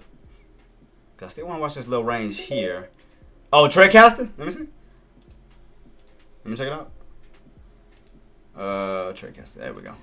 Right, everything's fine on my end. Yeah, everything's fine on my end, Queen.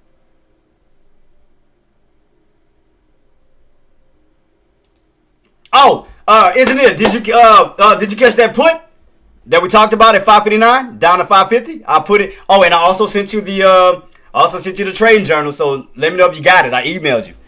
I sent you the trading journal. I sent it to you. I told you I wasn't gonna forget about you. So I alerted it. Put all the alerts out. Thunder, I think you got it too, boss. I put out the trading journal Saturday. I think it was Saturday. Was it Sunday? One of the two, because I know I had the one-on-one Saturday. Yeah, I did the one-on-one Saturday. I think I may have put it out yesterday. I can't remember, but I know I put it out. Yeah, we had family. We had a situation. They had a storm that hit in Texas, engineer earlier, last week. So a lot of the people's cars, everything was totaled, and had a little nasty storm in Texas. So yeah, I apologize for not being here this morning, but yeah, we had to tend to that, make sure everybody was okay. But yeah, I do apologize if I wasn't here this morning. Yeah, my apologies, Queen. Yeah, we caught a little bit of it out here. I heard this morning we had some heavy rain that came through, but it wound up passing through. But Texas got hit real hard. I'm not a member with Tradecaster not working, but it's free. It should be working. Yeah, cause mine is free. Man, that's weird. Yeah, it should be working, Queen.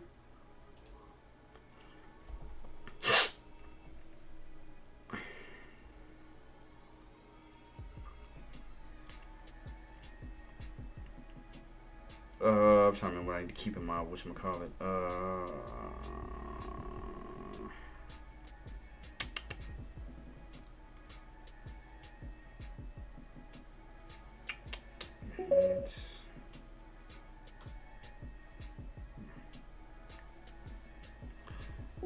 Yeah, I mean, that's all we can do right now, T. Because like I said, I mean, right now you're still in this range. I mean, right now, again, we're just waiting on volatility to step in. I mean, after we got that bounce from that 550 level, I mean, you're just still within this range here. You're just still in this range as of now. So, I mean, the only thing we can, like I said, watch for from this point, right now you are getting rejected around that $half mark, which is around 555 level. So you already know $half mark. So the main thing we want to see buyers break above 555 for that possible push up towards that 56 to 559 level, where we can continue to ride that channel. But yeah, so I mean, right now just waiting on that volatility to step back in. But I mean, it's still uptrending. I mean, it still has this uptrend, but we're gonna definitely keep it on watch. So I'm gonna definitely see where we go from here. Yeah, I mean, but like I said, just focus on the range, T. Focus on the range. That's all you can do right now. The main thing is 550 is still holding for that possibility to possibly squeeze back up to it. Like I said, if you go back off of this area here, boss, look right here where those buys came in at last time, 550, and you rotated your way back up to what? 559. Even right here where you had that spike, went up to what? 559. But you see the range? So right now, that's the same exact range we're in right now. We just haven't pushed all the way up towards that midpoint. So 550 is still holding overall. I mean, that's the main focus. You still holding that $half mark. So yeah, I mean, we just have to wait for the volatility to step back in. I mean, everything still looks bullish in a sense. I mean, indicators still holding up. You're still above the VWAP. You're holding above that old pre-market area of 552.60.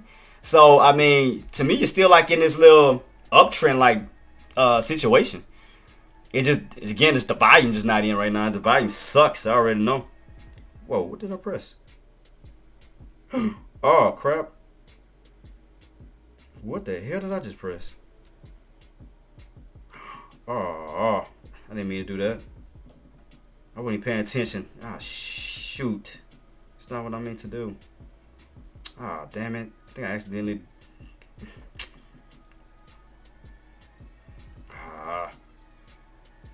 I mean, it went in, but that's not what I meant to do today. Shit. I did something on accident. I accidentally transferred some money in the wrong. So what about... Yeah, that's what I'm saying. What I'm thinking that could, and again, that's just me saying could, boss.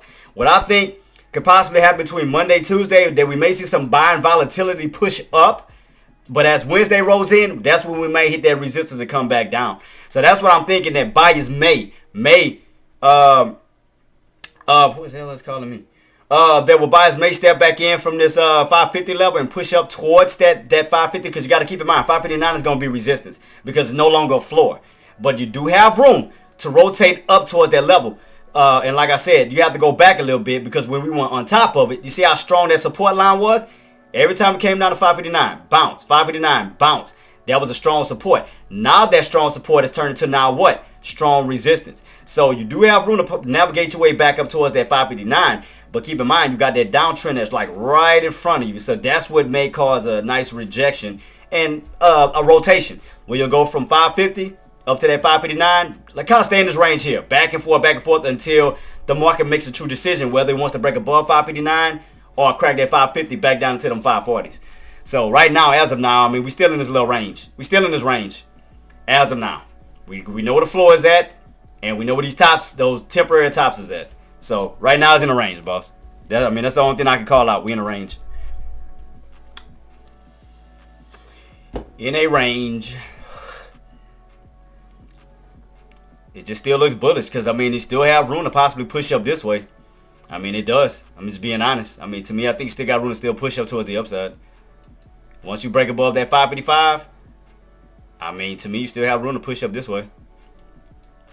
The volume just sucks. I mean, that's the only thing. the buying volume died off. But to me, it still has room to push up towards it. Because like I said, you're above all indicators. Your VWAP, 9 MA, 20 MA, 50. Pre-market resistance, which is now putting you in this little area, like this little range from this little area here to here. So to me, it still has room. Still has room to do what it do. But yeah, well, I think once Wednesday hit, yeah, I think we're gonna see a nice pullback, kind of like we did last week. How the market went up, and then once Wednesday hit, we got that nice pullback down. I think we may get that same similar setup. Like right, where was it at? Right, yeah, Wednesday. How we went up from Friday, Monday, then to Tuesday, and then that Wednesday, that's when you had that tariff talk, and you dumped right on down, and you got that trend line rejection, and fell back on down. Then the next day, you tried to retest that trend line, fell right back on down. Then Friday, you tried to retest that trend line again, got rejected, came right back on down. So you are in a downtrend situation. So right now, you in this little range. Right now, you in this little channel from tops to bottoms. So with room to rotate back up towards that trend line this way. So, I mean, that's the way it's setting up. It's the way it's looking. So could rotate from that bottom trend line towards this top trend line. So just got to give it time, boss. I know the volume sucks. Trust me, I know. It sucks. Tesla's still fighting with 255, but you're still holding 250. So you're in that range. You're still in that $10 range of 250, 255, 260. If you can break back above 255, you have room to push up to 260, but you do have a trend line in its way on Tesla. So, I mean, you still have some strong resistance right above, the heads of SPY and Tesla still. It's just a waiting game. So, I mean, what time it is? 1:40. So volatility could start to kick in around 2-ish. A little bit after 2.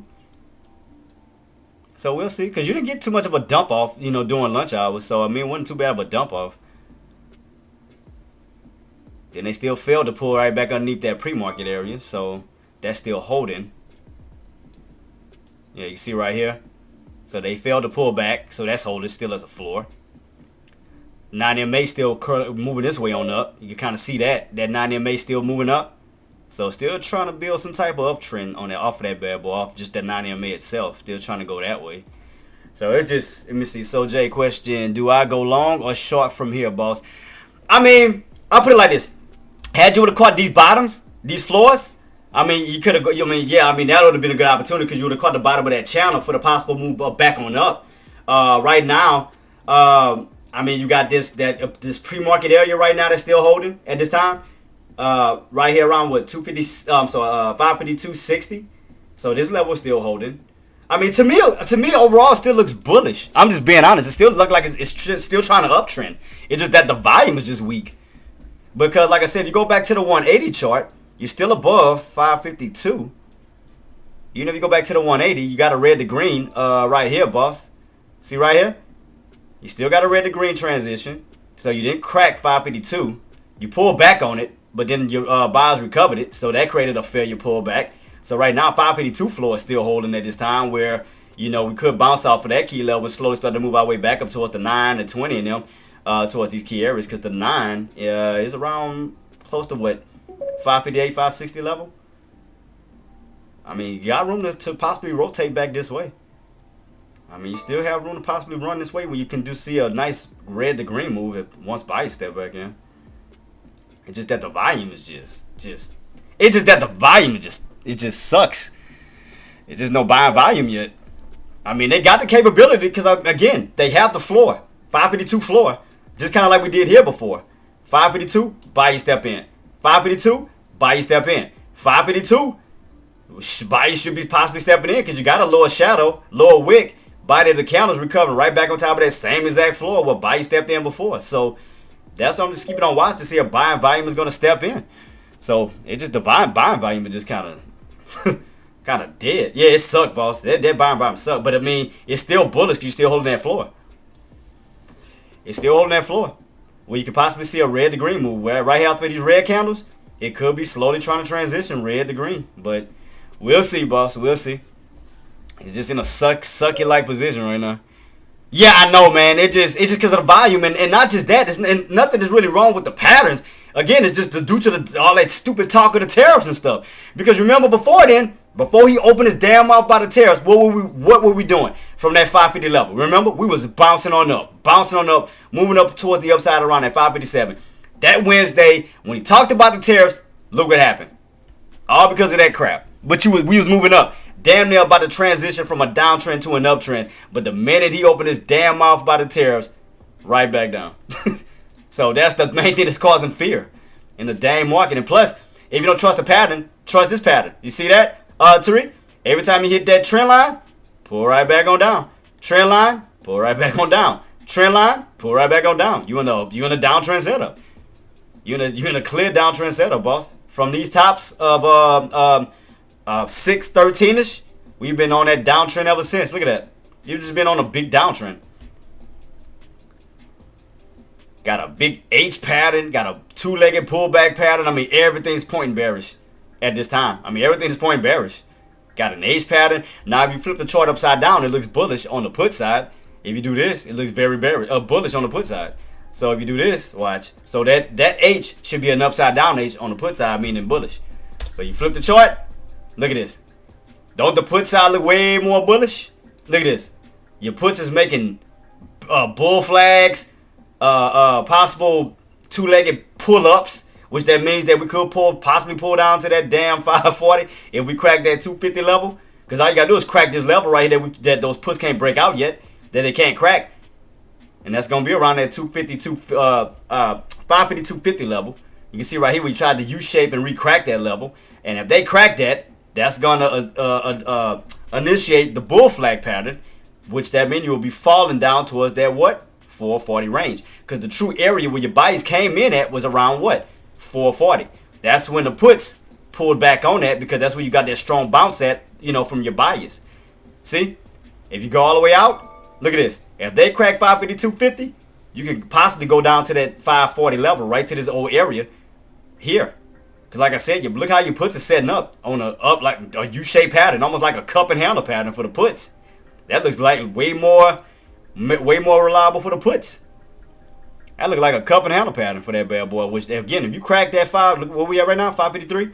So we crack like 552.50, we'll start to slowly slide in this frame here on the puts. Because that means you're cracking that level. You're cracking that level, falling right down, damn near back down towards 550, which will start to crack now to the 540s, back down towards this area here. So look where we at. 553 what? 12. 552. I just saw that. See that? So it look like a little bit more accurate on your puts than your calls right now. For sure. Puts is setting up way better. Way better. So that can lead to more pullback coming. So you can see that look. I mean, so to me it looked like, in other words, by looking at those charts, I mean it looked like puts still have more of an opportunity than the calls still. Because if we crack that this old pre-market here, Could find our way right back down this way towards that 550 range. When you do a green or red, move right back down. So we'll see, boss. We'll see. We'll see. No. Don't get me wrong. We still holding up. What I'm saying is, once we crack those levels, is what I'm saying. And once we crack those levels, is this when it's gonna work in a put's favor. Like I said, pre-market area. We crack the pre-market area, you're losing that area, right? Now, if you stay on top of it, like if buyers do step in now, yes, you'll get that bounce when you move back up. But if we crack that pre-market level, that's going back to resistance, where you'll be falling back down this way. So, okay, in other words, T, watch this spot. Just watch this area right here. Watch this area right here. Let's see if, put it like this. Let's see if buyers are going to step in and bounce. Let's see if buyers are going to step in and bounce. We can try to U-shape our way. If we don't bounce and crack, that means, you know, it's just over for the buyers, man. Yeah, that's what I'm saying. Watch this key area. See if that old resistance area can possibly be utilized for support. So let's see if buyers are going to try to utilize this area. If buyers can utilize this area and push, yes, that will continue the uptrend. If they crack that area, then all you're doing is going right back in this range here, because that area turning right back to resistance is what I'm saying. I mean, bulls have an opportunity, but they need to come in, because I mean they showcased themselves this morning from 9:30 till lunch. It was bullish, right? So what I'm saying is they need to continue the bullishness to continue back up towards the upside. But if they wind up cracking this level, that means that the buyers died off, it dried up, now sellers are stepping in and now reversing the play back down. So it's just, like I said, it's just the volume, boss. It's just the buying volume. Because you were on top of the 9 MA, now you wind up cracking it. But you see how the buying volume is dying off? It's just getting weak again.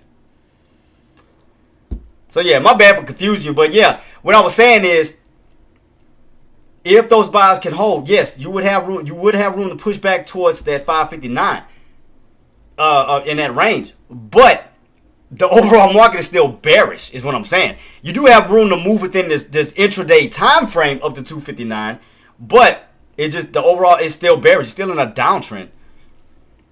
So I'm talking about for people that want to go long for like a short-term sense, not a long-term sense. I'm talking about play within these ranges or within this frame. Yes, you can go for some quick call scalping opportunities, but holding it long term, hell no. Until you break back above 559, put you back in that range, then yeah. Other than that, no. Because you got to realize we're in the bottom portion of that channel. That's what I was getting at, Tariq. Like, you have room to still make a bullish move here to here. You still have room to do that. But like I said, as far as holding it overall, like long term, right now, no.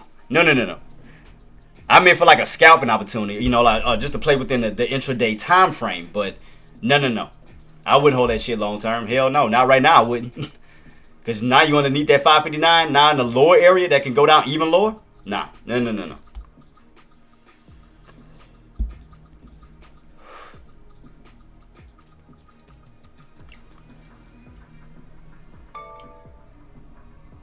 Yeah, and again, I do apologize for confusing you, but I was talking about, like, for today's intraday, where we can rotate within that range of 550, 559. Yeah, that's what I was talking about, but like, long-term wise, no.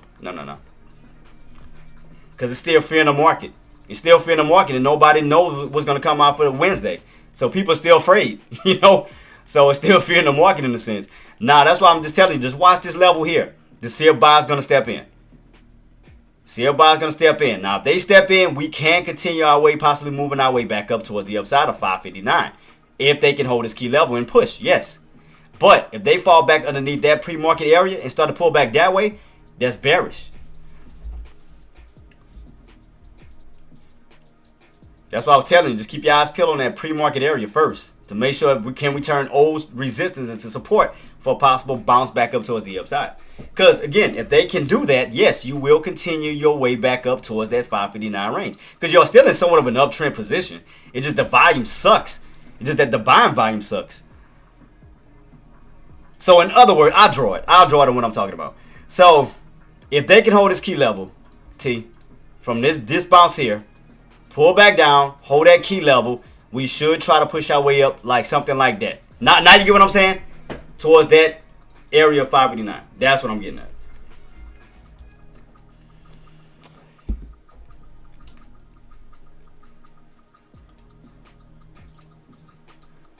But yeah, I know right now it's just like I said, the volume just sucks, man. I know, boss. Trust me, I know. I know the volume sucks. It's just because there's so much fear in the market. Everything's been falling. I mean, everything. Think about it. Everything was doing fine until the talks of the tariffs. Like I said, Friday into Monday, Tuesday of last week, everything was doing fine. But the minute he opened his mouth about them damn tariffs Wednesday, you went on a straight decline. It just fell. So it's like, like the minute he opened his mouth about them damn tariffs, all hell break loose. Cause like right here, you go back, everything was fine. We was on an uptrend. But look, Wednesday is when he opened his mouth, fell right back on down. But what I'm talking about is this range here, because you still got room to go from the 550 up to that 559 level. Because like I said, if you go back right here, look where you rotated from. From that 559 to 550, from that bounce back up to what? 559. See the range? You was in this range here. So all I'm doing is just taking that range from the past and bringing it back this way. See that? You have room to go up to what? 559. Because that 559 can pull up like a magnet. Now, I'm not saying we're going to actually break out of it. No, I'm saying we could possibly run up to.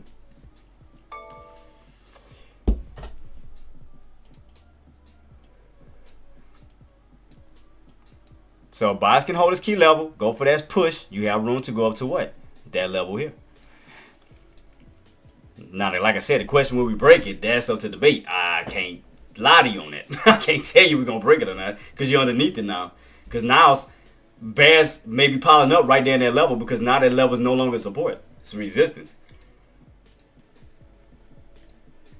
Only thing I'm doing right now, T, is playing the range.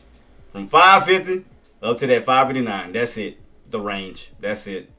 Even through all this craziness, I'm just looking at the range. That is pretty much it, boss. Because I know today it just, ugh. Because normally you get nice moves on Mondays. That's the crazy part. Normally on Mondays you get moves. I ain't gonna lie. What I was expecting, well, we did get a little gap down, didn't we? Yeah, got a little gap fill. So it's trying to feel, okay. So yeah, we did get a little gap down. That's what I was anticipating. Because I was like, normally Fridays and Mondays when you pull them back, you get a gap down and then you fill it back up. So it did do that. Okay. Because I was looking for it.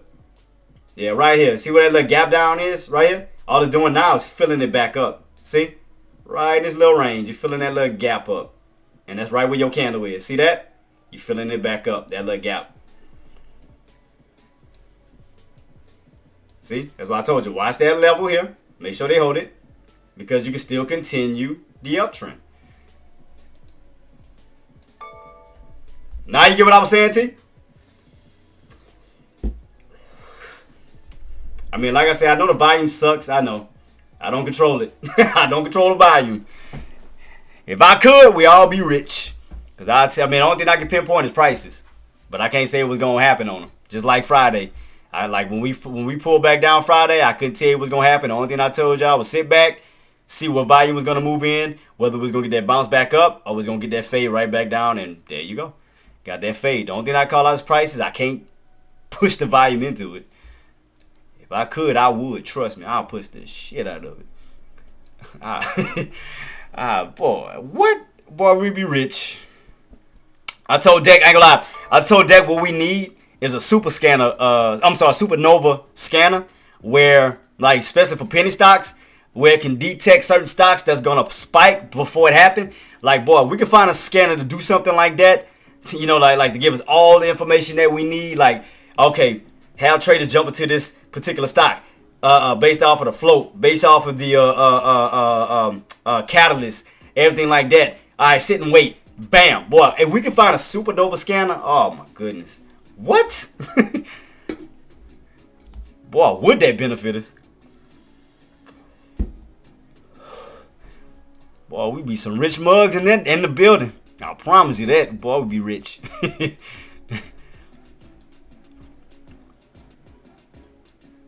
See, make a scanner, man. Make a supernova scanner for everybody. Or hustle. Hustle, make a supernova scanner for everybody. So we know stocks to jump in early. Jump in early on for the squeeze. Because, boy, if we had that around the time when it was HKD, when HKD, that China stock went crazy, because it ran up to what, 2,500? Oh, my God. Man, that was what? Because the lows was, Ask Grok or chat to make it for you, LOL. because what it was, HKD, that China stock hustle, that had spiked what, from, what was the lows on it? It was like, I think it went from like $3 up to 13. And then the next thing you know, that it's, 666. man, shot to like what, 2,500? God. And then you would have benefited from it on both ends. Because you would have caught those tops from 2,500 back down. Hustle and flow. Oh. The China hustle. Balls, you know how much money we would have made on that? And we would have caught that ahead of time, got that squeeze up, and then caught the put back, the short back down. Oh, man. That, what else? A GameStop. Matter of fact, I got a supernova list. What's all the ones that so I always keep a list with me. Let me bring it up real quick. I got an old list that I keep of supernovas. It's throughout all the years. Let me see if I can find it real quick. I got an old list of supernovas. Let me see. That's Corona spikes. Hot stocks. Where's my supernova list I had? Oh, that's sympathy plays right here. That's inverse. Oh, supernovas. Here we go. Look at all these supernovas. That was what, 2023? I had one for 2024. Look at this. Oh, boy, I've been jotting supernovas down since 2020. Look at that. All the supernova plays. I was staying on top of that, boy. I was not playing with them supernovas. Boy, did I keep a list. I was hunting down supernovas like it wasn't nobody's business. I gotta get back on top of that, though. I ain't gonna lie. I do have to get back on top of that. Keeping a list of supernovas. Now, the reason why is because, like, if you miss the spike, you can play the move back down, for shorts. Still pissed about that SMCI, though. That one still got me. I still think about that. That still haunt me to this day. Man, Hustle, I don't know if I told you about that. That SMCI situation. Dude. And now it's all jokes to the side.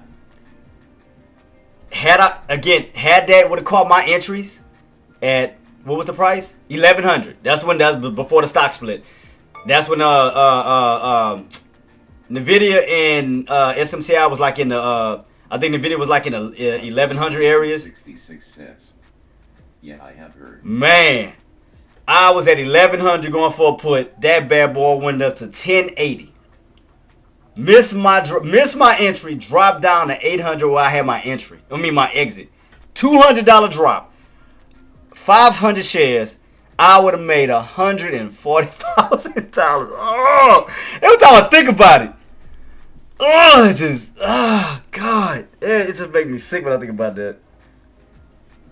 $240,000 in one day, boss. One day.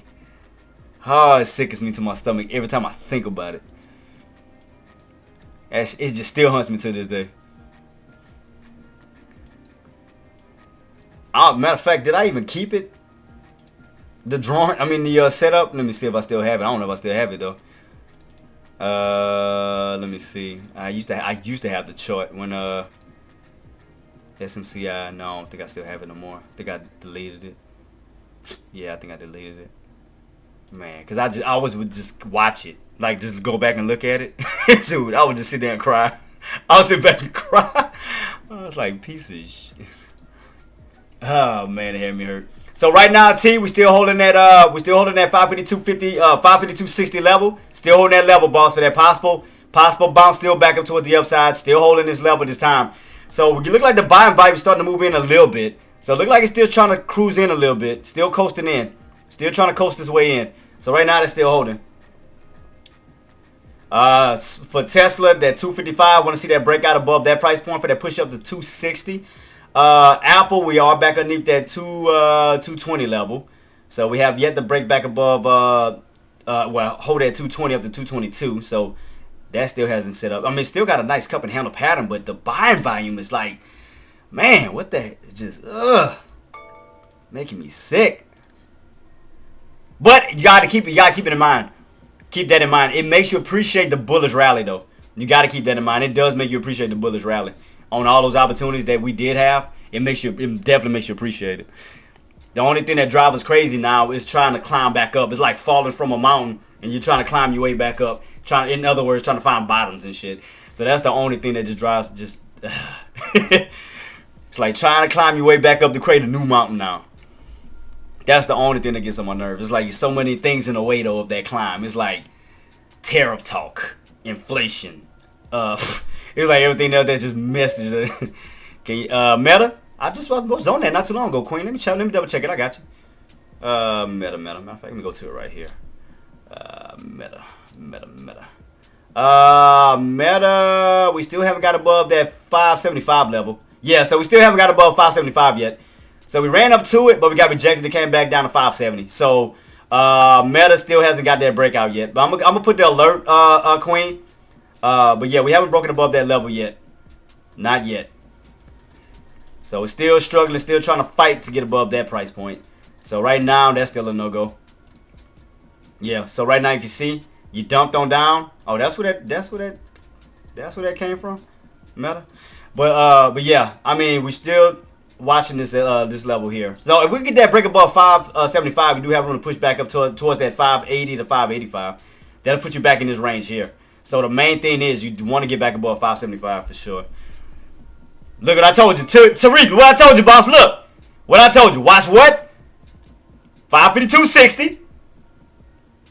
552.60. For that possible, we have room to still go up. See, everybody doubt me. See, y'all call me crazy. Y'all call me crazy. But just because shit don't happen right then and there, I get called crazy. I get called crazy. He don't know what the hell he talking about. Look what it's doing. I said from 550, we still have room to possibly push up to the what? That level here still. But it's not up to me. It's up to the damn buyers. I don't control the volume. All I can do is just tell y'all the possible direction we can go. If I can control the volume, I promise y'all, we will be rich. If I can control it, we will be rich. I'll be like, look, guys, get in that 550. I got y'all. I'm going to push that volume up towards 560, 559. If I could, I would. Trust me. If I could, I would. I'll help everybody out. I'll help everybody get rich in some type of way. I'll do it in a heartbeat. But all I can do now is just tell y'all the possibilities. What needs to hold. What level that, again, from what? 550 range. As the pullback came back down, we need to stay back up. We need to stay above what? Pre-market's resistance. Where we can still utilize that price point to go back up. We still are in an uptrend. Again, I don't control the volume. It's not my fault. I don't control it. It's still trying to make its way that way. So I got that right so far. We just ain't got the push. This damn chat box is getting on my damn nerves. I swear it is. Every single time. Never fail. It's my distraction, man. But yeah, that's the only thing I can say, guys. Just the volume, man. And just, the only thing. But it's still going in the right direction. Could buyers start to move in? Yeah. Look the route that we going. We get that little breakout right here. We got room to squeeze up towards 556. Get above this little area right here. We got rejected. Get a little squeeze up. You got room to push up to 556, 558, back up to what? 559. So let's see. Right now, still looking a little bullish. Trying to get above this little key level here. So let's set another line right here. Right at the where we got rejected at. Right about here. And let's see, can we get the breakout? In somewhat of a little range. In a little range. Little range right here. Let's see, can we get this little range breakout? So just keep it on watch. See, can we break out above those levels? If we can break above it, next level, 556. From that, 558 up to that what? 559. So, we'll see. It's not too far from doing it. Buyers just need to step up to the plate and push. We got a good little setup going. Just got to get a little squeeze. Got to get a little squeeze. It's trying to. It looks like bulls can push. Look like it. 90 MA still holding on up. Still moving his way up.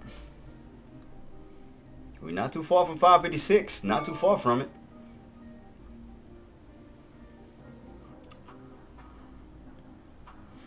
If it hits that level, just give me my props. Because I told y'all was calling me crazy. If we get a squeeze. I'm just saying, and we push. Just give me my props, because I've been saying that while y'all was calling me crazy. We'll see, though. We'll see. Matter of fact, let me do this, what I always do. Put in my alert. See, can we get up to those levels? What was that, 589, right? 589. 559. That's going to be the intended target. Starting to squeeze a little bit. So we're going to have 556 on the upside. If we get that push, 556. We're going to go by twos. That'll be next, right where we at. Up to this 558 to 559-ish level. So we'll see. Right now, bad boy still squeezing. Who crazy now? Shoot. So, like I said, I don't control the volume. If I could, I would. Trust me. Let's see, can we get that squeeze? I want to see if these buyers can squeeze. They got the opportunity to do it. They got the opportunity to do it. But that bad boy can get a squeeze up. It's trying to. Where we at right now? 555? About $1 away from that. So let me see. What's pushing? The Meta still set 575. Oh, we got Tesla above 255. I'm sorry, 255.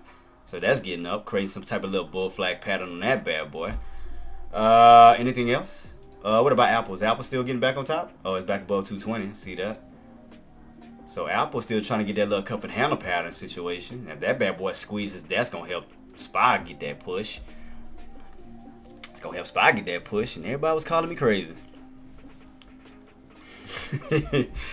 We'll see. Got about 7 minutes? Still got 7 minutes to this candle close out. Man, I'm telling you, if one of these can get a squeeze, that's gonna help. I'm telling you, if Apple can get a squeeze, or whichever one, because Apple can set up the squeeze, Tesla can set up the squeeze, because they all setting up in these little bull flaggers like positions where it could squeeze up towards the upside. There go SPY.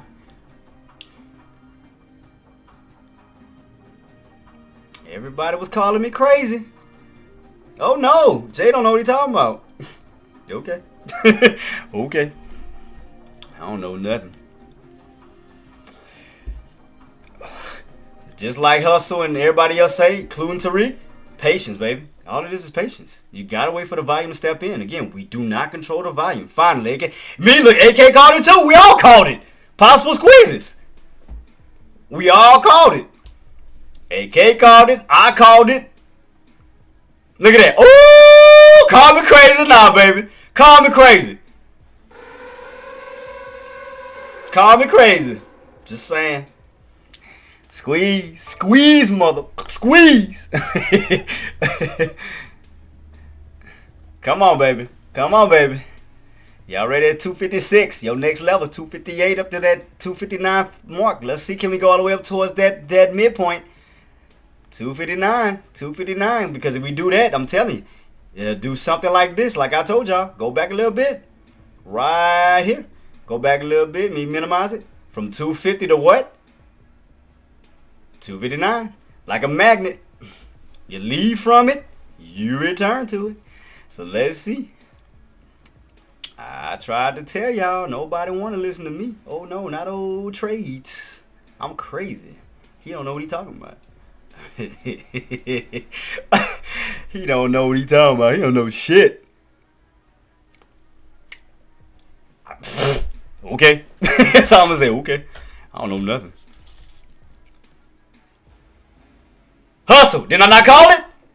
Queen. Tariq. Did I not say the possibility? As we pull back, what did I say? Watch.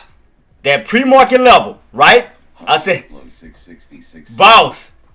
100% call. Did I not say, watch that level here, that old pre-market level to make sure we hold? That we can squeeze our way?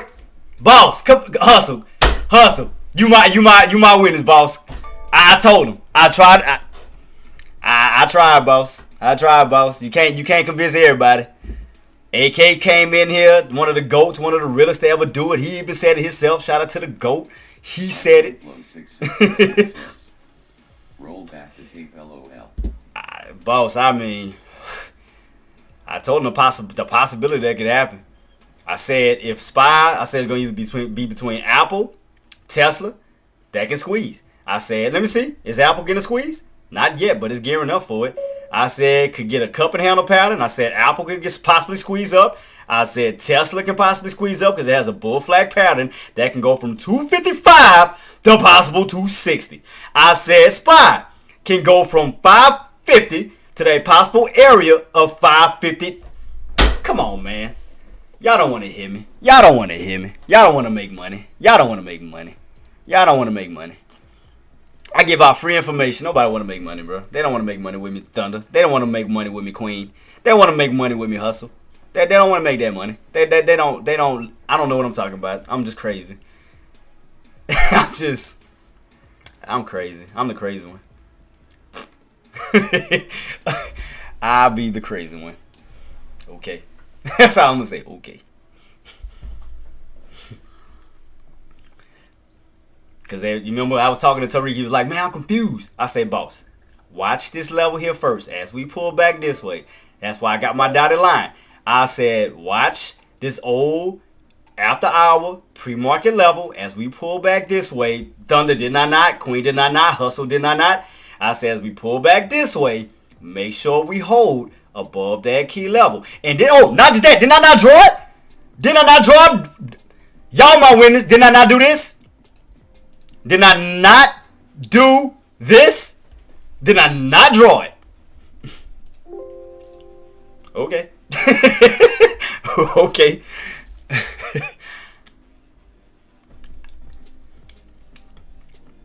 They don't ever want to listen to me. I said we was on an possible uptrend. I said the only thing that sucked was the volume. I said buyers can step back in. And no, not just that. Let me go back. My other proof. What else did I say? What else did I say? Right here. What did I say I was watching? Did I not? I said 552. I said we can see a possible what? Red to green. I said as long as don't bottom hell because that's what we did in the past. I said 552 bounce. 552 bounce. I said I'm watching the same key level as we pull back this way. I said right here was a pullback failure because we came underneath 552, but the body of the candle came right back on top of that price point for a possible red to green where we could possibly move up to that 9 MA, which is close to 558 to 560. I broke everything down from a 180 standpoint. I broke everything down to a 15-minute chart standpoint. I broke it. Man, they don't want to hear me. I don't give a shit. I mean, they don't want it. I don't care. I don't care. Boss, I tried. If they want to follow me, I mean, like not follow me and listen to me trying to give them out free information. Hey, go to somebody that that you got to pay for. Go ahead. Have fun with it. Have fun with it. That's why I thank Zinc, I thank Thunder, Queen, all of y'all, Tariq, Hustle. That's why I thank y'all for always having faith in me, man. Thank y'all. Thank y'all for listening, and shout out to y'all on y'all profits for believing in me and y'all banking. Shout out to y'all. Y'all are the GOATs. Y'all the GOATs. So, I said this right before the pop. Did I not? I said we pull back down, watch this key level for that possible move back on up because all your indicators are sitting upright. I say your VWAP, you're above the VWAP, you're above the 9, you're above the 20, you're above the 50. Everything is looking bullish. We can still uptrend our way from that 50 mark area, possibly up towards what? 559. That can act like a magnet that can yank you back up. Whatever. Whatever.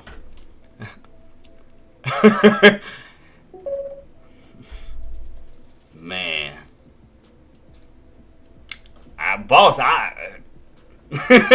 Too many times with Jay sitting there with his supernova scanner. Boss, if I could get with somebody to make a supernova scanner for us for penny stocks, Zane, I'm telling you, boss. We'll be jumping them bad boys early. Me, you, Thunder, Queen, the Hustle.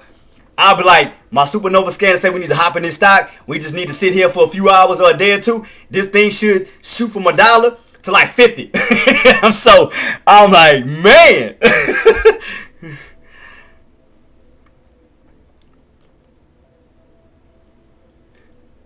Then that's probably when they're going to leave me. All of them going to leave me. They're going to be like, oh, I'm rich. Bye, Jay. We don't need you no more. I'm like, what?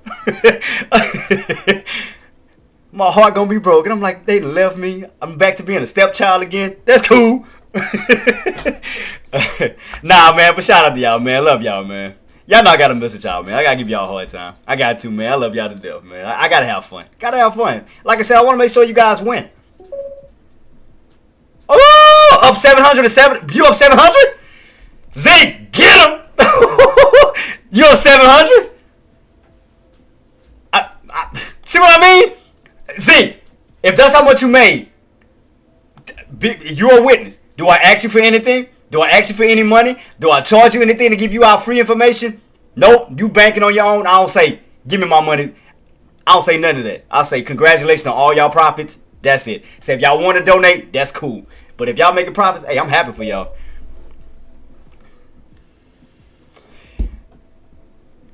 Man, thanks so much, Zink. Like I said, I'll make sure y'all can get money in y'all pockets. I don't ask y'all for nothing. Like I said, if people want to contribute, cool. But other than that, I'll try to give y'all the best information for y'all to bank. Janaris says, I'm up 260. Bam! Let's go! See that? Look at that. My other guy. My other general. Man, let's go, man. Man, I gotta give y'all some love, man. Y'all make me happy, man. Let's go. Let's go. The team, baby. The team. Let's go. Janaris says, good work, man. Man, no problem, boss. Like all I was telling people, it's all about patience. Like, once we pull back, I said, guys, watch this old pre-market level here. I said, look at the overall setup. It looks bullish. We're on an uptrend. We're above the VWAP. We're above all the indicators. I said, as we pull back, make sure that we stay on top of this. I said, look for possible bounce off of this old area where you can turn resistance into support, where we can get that bounce back up towards the upside. Bam, there you go. Come on, man. Come on, man. Come on, man. I came in here late and still helping you guys bank. Let's go. Let's go.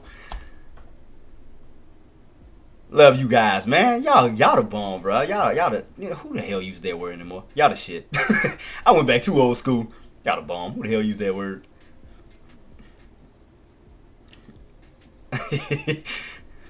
I went too far back. My bad. I went too far back. Alright, like I said, boom, ever. So, bam.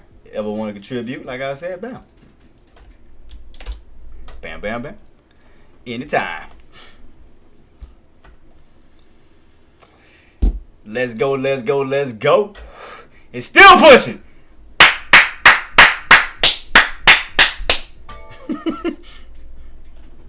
What's next? 558. Let's see.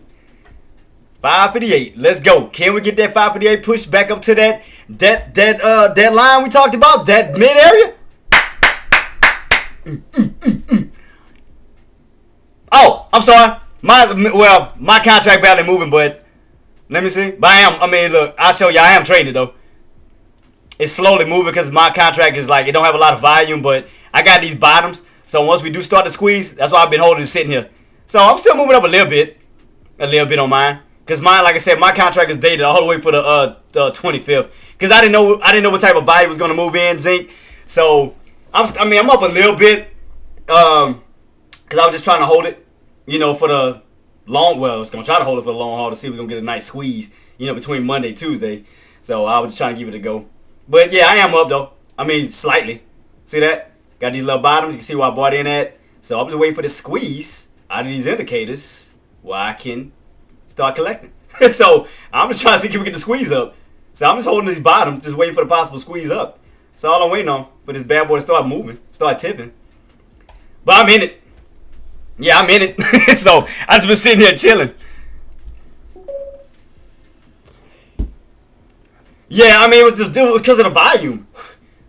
It was because of the volume, boss. Like I said, I'm up a little bit, but I feel like I'm trying to debate. Because I'm like, I may need to use one not out too far with a lot of volume where I can get in and out. Because I probably would have been up way much more had I would have used a different contract. But I was just trying to, do this. I ain't gonna lie. This is what I was thinking of doing. I was trying to see. I'll go to it real quick. I was trying to, which I did get in these bottoms. So I got in at these bottoms. Trying to see, can we go, what would be this price point we need to get back above? Would be what, 260? 260, you know, for that big red to green move back up towards these areas. So that's why I was trying to give some time to see can we squeeze back this way, do a nice red to green while just holding my position. So that's what I was doing. I mean, we're still looking good. Still looking good. You know, I mean, like I said, I just have to give it some time. You know, we do get that push back up towards the upside this way. So I'll see where we go. Because, I mean, we still got room before we hit that trend line again. So I'll see, boss. I'll see.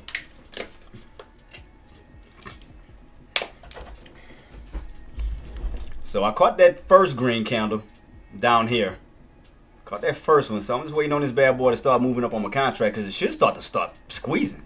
The way this is setting up, so those indicator squeezes should be, my contract should start squeezing. Just waiting to see when we're gonna get this pop.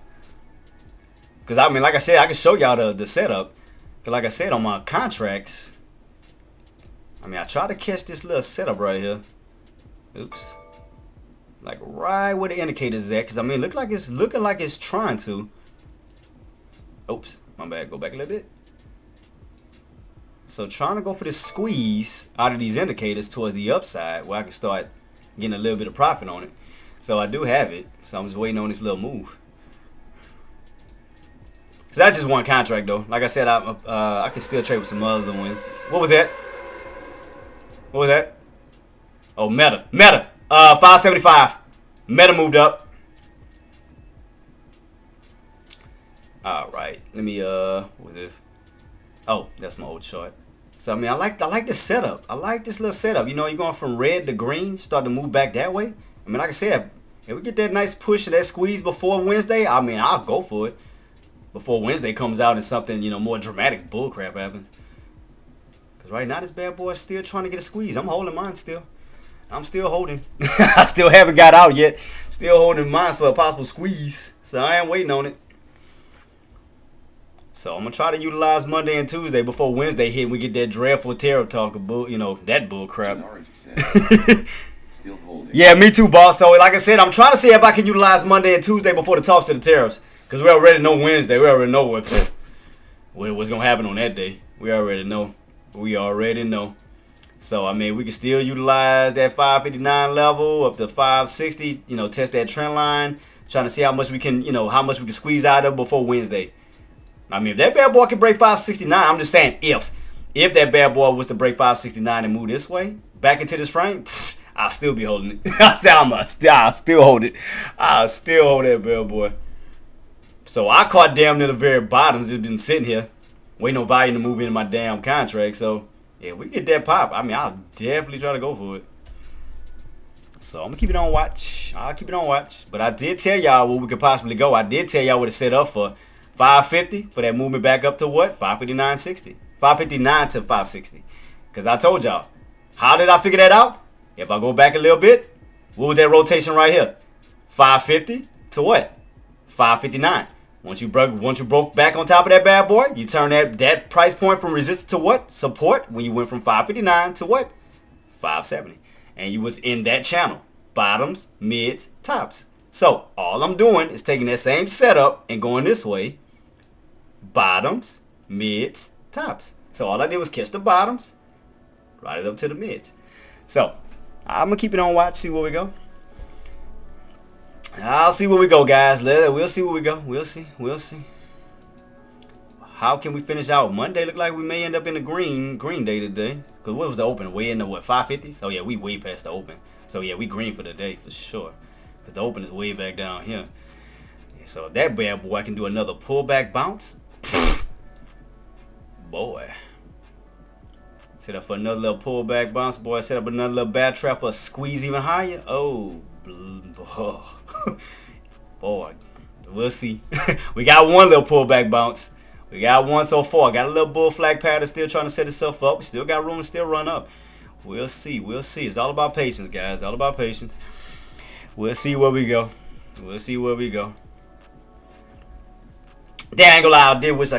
I wished I would have used a different contract. I ain't gonna lie. Because like I said, I didn't know what was going to take place after the dump on off. That's why I kind of pushed out a little bit further to give it some time to build his way back up. That's why I did that. That's why I pushed my way further out. Because I didn't know how long it was going to take for the climb. So it looked like we started to move a little bit faster than expected. So I need my contract to shoot in the 30s. That'll put me up some. I'm still holding mine. I'm still holding my contract. Still holding. Like I said, I'm not up a lot, but still up though. So I'm just giving it some time to do what it do. Man, we get that squeeze. Boy, we'll see. As we get closer, the only time we'll tell what's gonna happen at that price point. Will that will that hold up as resistance, or will we find our way back in this channel again? So only time will tell, guys. As we inch closer and closer back up towards that old midpoint area. Question is, where will the market end up Monday as far as this range? Will we stay between that range of 559, 550? Or will buy step in, break us back above 559, which will be back in this range here. So it all depends on how we about to finish this off. Either above 559 or below 559. So we're about to find out. We're about to find out. We'll find out, guys. We'll see. So far it's moving up. So we did hit what, 556.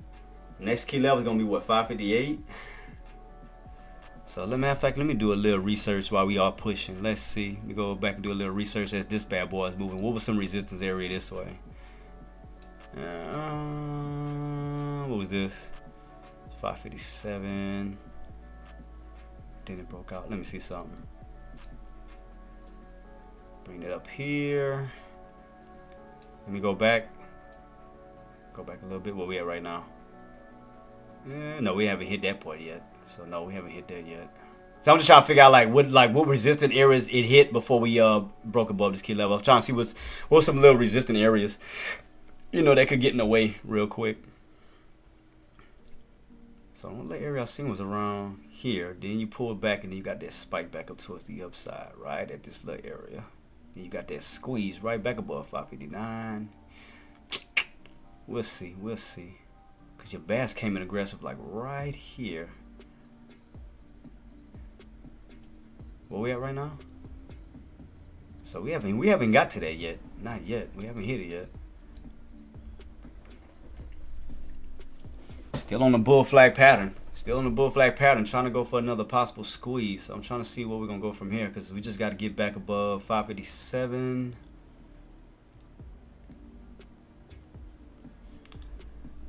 So far that bad boy is squeezed. So I'm trying to see well, like I said, we were to get a pullback. Now this area is going to be a support, possible pullback bounce area, because this old area is an old breakout area. Around at 554. What was these tops? Are they open? 85. Let me see. 85. Right here, these tops. That bad boy still trying to squeeze. Yeah, they're still squeezing, though, boss. That bad boy still squeezing. So we ain't have yet to pull back that way. That bad boy is still running. Damn. Damn, son. Still squeezing. Let's see. Still squeezing. Contract moving up a little bit, though. Let me see.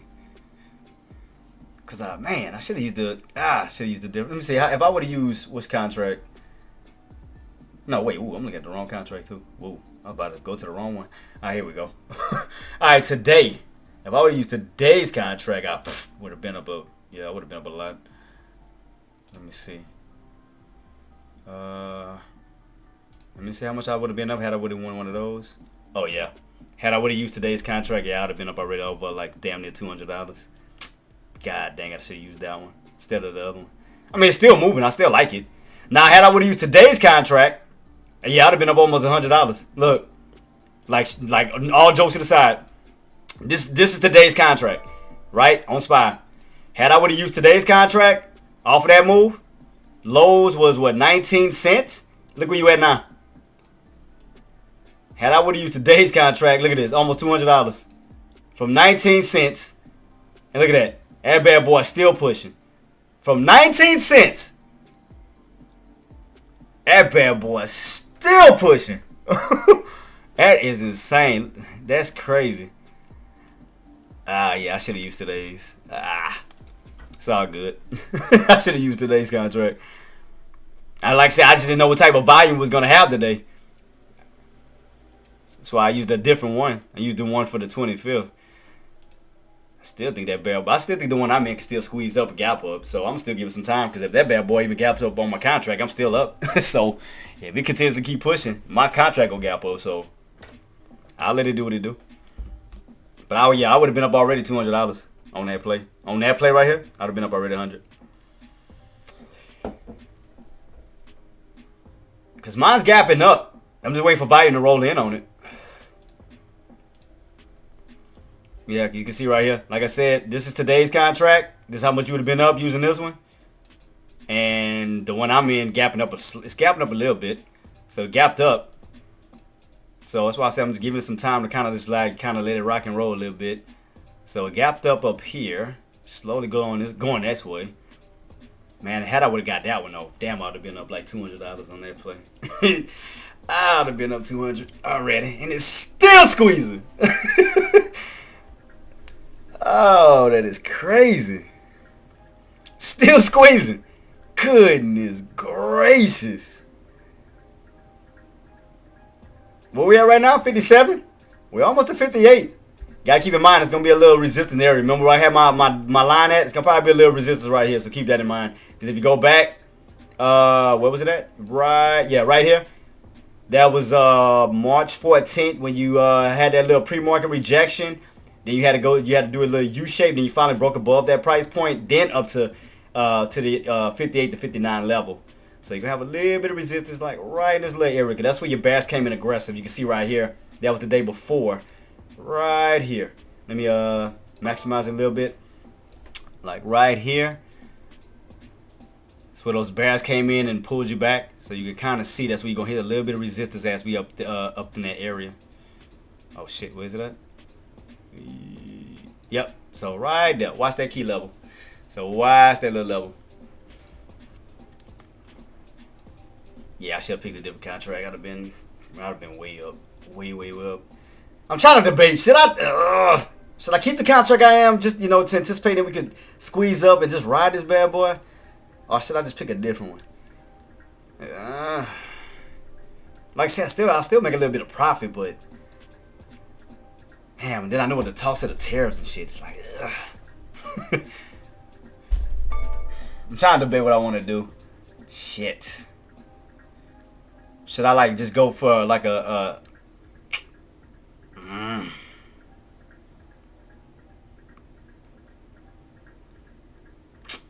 I might close this one and use another one. I'm trying to debate what I want to do. Like I really want to debate what I want to do right now. Because I'm still in it.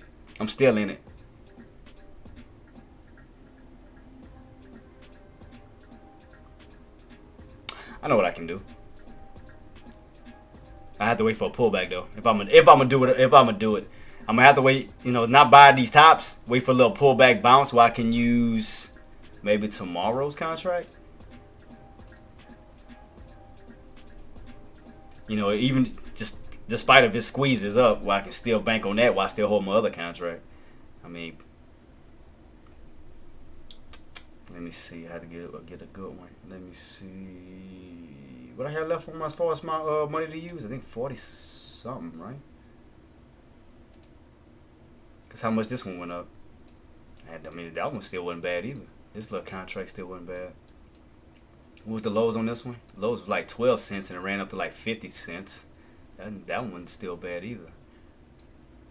And it looked like he could try to fill a gap fill towards the upside too.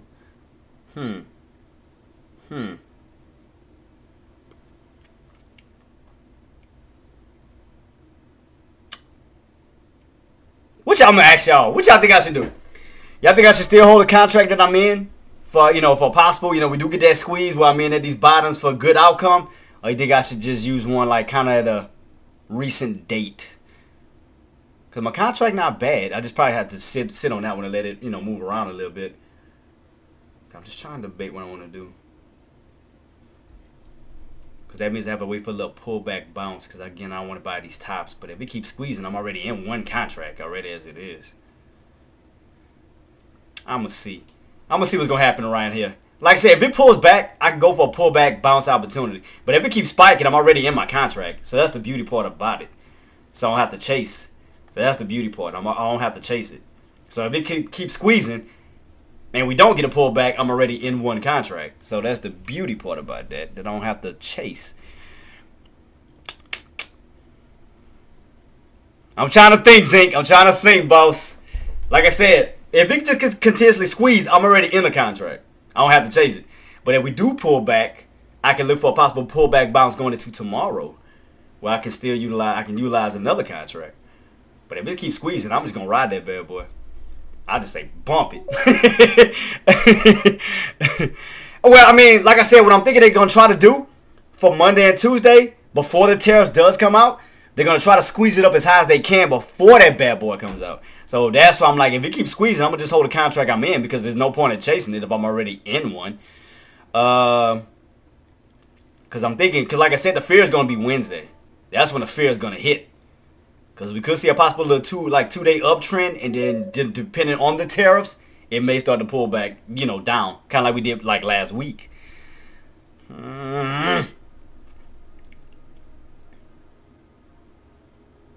Yeah, but I'm saying due to the talks of the tariffs, that's what caused the market to pull back last week, boss. Because if you recall, last week we were on an uptrend, Friday, Monday, Tuesday, and the minute the tariffs came out, that's when everything started to transition. So you went from an uptrend. Look, and I can show it to you right now. It's still there. If it squeezes, like I said, I'm gonna just hold a contract I'm in. Ain't no point of chasing. I'm gonna just ride it. But right here. Yep, right here. So you see, we was on an uptrend Monday going into Tuesday. The minute he started talking about the tariffs, that's when you got that pullback. So that's why I'm like, I wonder if they're gonna try to squeeze it up today and tomorrow, and then jump ship Wednesday. Do this big move back up Monday, Tuesday, and then jump ship Wednesday. So that's what I'm trying to see what they're gonna do. Like, try to milk it out as much as they can. Because if they do that, I mean, if they were to get a squeeze back up toward this way, that's making a big-ass cup pattern. A big old cup pattern. Because you're going back towards these highs here when you're doing a big red to green move. Sorry about that. I didn't mean to have all these blocked there. My apologies. But, yeah, if this were to break, like just for instance, Zinc, 559, and go back up towards these old highs here, you're making a big cup. You're making a big old cup pattern. See that? Like, if that bad boy did that squeeze here, you're going all the way back this way. Making a big cup pattern and still putting you back in this range of 570, 559. Where you break from this bottom channel to the upper channel. So that's what I'm trying to think. Monday and Tuesday, if they're going to try to just milk, squeeze as much as they can out of it before them tariffs come out Wednesday. And if they, again, this thing squeezes, I'm going to just ride my contract up. I'm going to just go snake skin ran on this bad boy. I didn't want to say the other word. Snake skin ran on that bad boy. If they keep squeezing, I'm gonna, because I'm already in the contract. I don't have to chase it. So that's the beauty part about it. I ain't gotta chase it. I just wish I had an early, like, kind of, well, I could have had more volume on it. But it's still good though. Shit, still banking. Shit, I'll take it. Banking is banking. It is what it is. So I'm gonna see what happens as we push close and closer. Will we get that breakout, or will we get rejected and come back down and stay in this range? That's the question. I mean, like I said, I called out of where we could go. Now the question is, will we break out and continue up, or will we get rejected and then come back down and stay in that range? See, that's the thing. That's what I'm like, trying to figure out what to do. That's what I'm trying to figure out. Because I mean, it just put me in a just. But you're right about the scalping, and I agree with you 110% until. Okay, you think you know what I may do? I may go long after the tariff talk, and then we're gonna have the non-farm payroll. It's put me in a tough position. I swear it is. I know what I'm gonna do. It's just put me in a toughie. It's just put me in a tough position because I gotta think about everything else ahead. I gotta think about the tariffs. I gotta think about the non-farm payroll down. I gotta think about all this crap. It's like, shit. Do you think it will pull back to the VWAP? I think before we pull back to the VWAP, it's going to hit those highs first. I think that's what it's going to do first. I think it's going to squeeze up to those areas first, then a pullback. Because, I just can't see them going all the way here and then a pullback without touching this first. Like, I mean, that's what I see. Like, to be honest, Queen, because I don't see him come all the way back down to the VWAP before hitting this first, and then that's it. That's what I'm watching to see. Because will the squeeze continue? Will we get back in this range, or will we get rejected and then get that VWAP pullback as you mentioned? So right now we're still squeezing.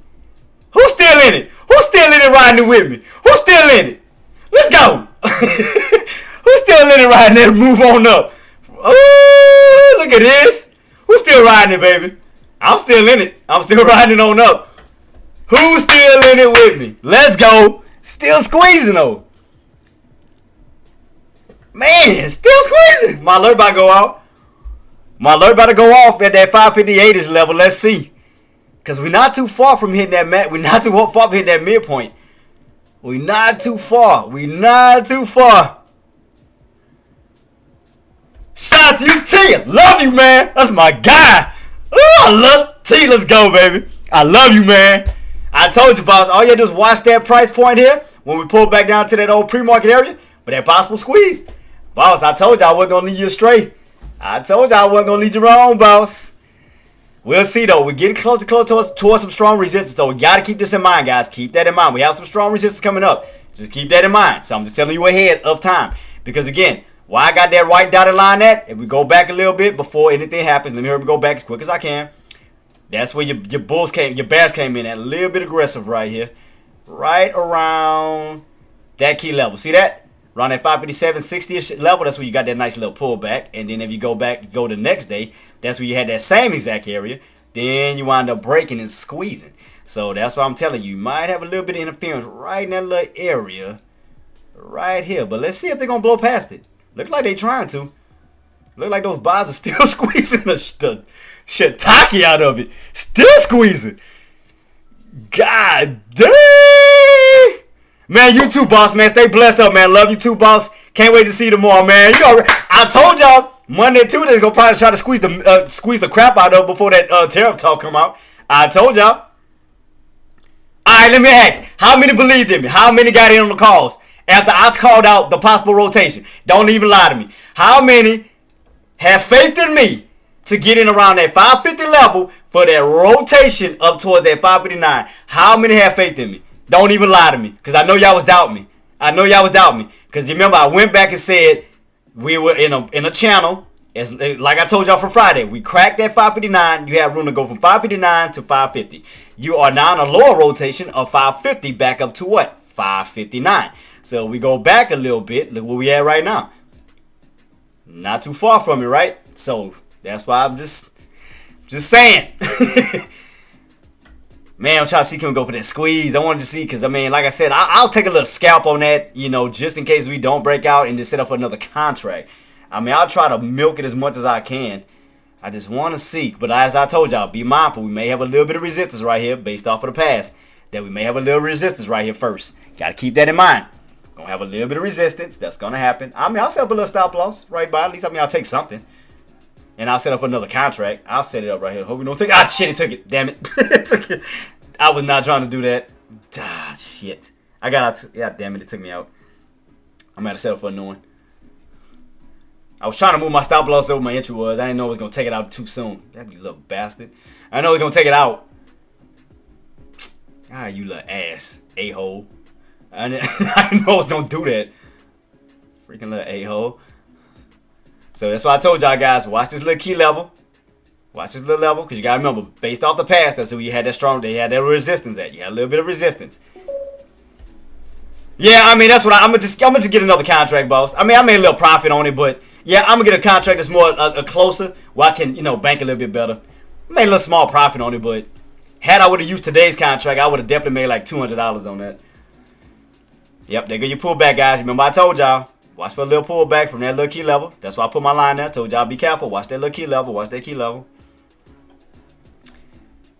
Yeah, we go for a little pullback bounce. I'll do it again. I mean, I'll have to use tomorrow's contracts, though. I have to use tomorrow. Man, I wish. Man, had I would have used today's contract. God. I ain't gonna lie, Zinc. Had I would have used today's contract, I'm gonna show you how much I would have been up. How much I would have been up had I would have used the right one. I'd have been almost Almost $200. Let me go to it real quick. Where is it at? Was that the one I had before? Before the pullback? Let me see. Let me go back to it. That's today's contract. Had I would have used today's contract instead of the other one, I'd have been what was the lows on that one? That one was 27. Excuse me, lows of 27. Then you got that bounce up to $2. Yeah, you'd have been almost up damn near $200 on that play alone. And that bad boy still looks like it can stand up to still move up. So yeah, once you get this little rejection, as long as we hold this little range, we can hold this little range for a possible move back up. I mean, let's see. Because remember I told you guys, expect a little pullback. Expect a little pullback coming.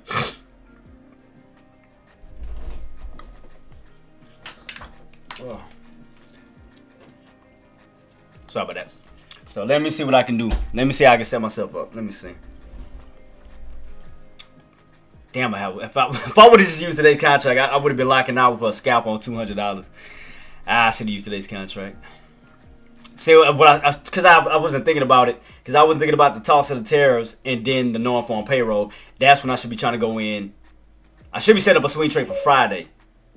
Nah, that's what that's what I should do. Zinc. That's what I'm gonna do. So I'm gonna scalp. I'm gonna take scalps before Wednesday, and then Friday after the non-farm payroll and all that data comes out. Then I'm gonna go for a swing trade going into next week. So that's what I'm gonna do. So this week I'm gonna just scalp, knowing that we got that damn tariff talk coming out. So yeah, I'm not gonna hold long term. I'm gonna just scalp. That's what I'm gonna do. That's what I'm gonna do. I'm gonna be smart about it. I'm gonna wait till after non-farm payroll and tariffs come out. Then I'm gonna go for a longer hold. That'll be the smartest thing to do. Cause not knowing what's gonna come out Wednesday, if we're gonna get a major pullback, whatever could happen. Yeah, I'm gonna be smart about it. That's cause I was just thinking too far ahead. I was just thinking too far ahead. I mean, like I said, I made a little profit on it, a little small profit, but had I would have had today's contract, I'd have been up like $200 in from what time? I'd have been what time was this? Wait, is that the right? Wait, is that today's, right? Wait, what time it is? Oh, it is 2 o'clock. I'm tripping. Yeah, so from 2 o'clock to what? Within 45 minutes, I'd have been up $200. Yep, I'd have been up $200 within 45 minutes of work. I was just thinking too far ahead. I used the wrong contract. Had I would have used that one, I'd been better off. But no, that was today's contract. Yeah, today's 31st. Yeah, I'd have been up. Damn it. If I wouldn't have been thinking too far ahead. Let me look at tomorrow's contract. I can still utilize that one. Shit, I'll do that. So yeah, that's what I'm gonna do, guys. So before the tariff and non-farm payroll, I'm gonna just scalp, and then that Friday I'm gonna go in for a possible swing trade going into the next week. I'm gonna just be I'll just be more smart about it. I had the right idea. I just had to think about everything else in front of it. That could have cost me. Put me in a position of having to wait for a minute. All right, let's see. Can I use this contract? Where we at? So we did get a little pullback. Got a little pullback. Still setting up in somewhat of a little bull flag pattern. Cause I still think that bad boy want to test that 559 level. Damn, I thought we was gonna pull back a little bit deeper. Shit, we might not get that full pullback that I was expecting. I was expecting a little pullback this way towards this old breakout area. That's what I was trying to aim for a little pullback this way, then bounce back up. Cause that'll put us towards that 90 MA for 90 MA and then bounce. But look like this damn thing still trying to hold. Go for another squeeze. Shoot. God dog it.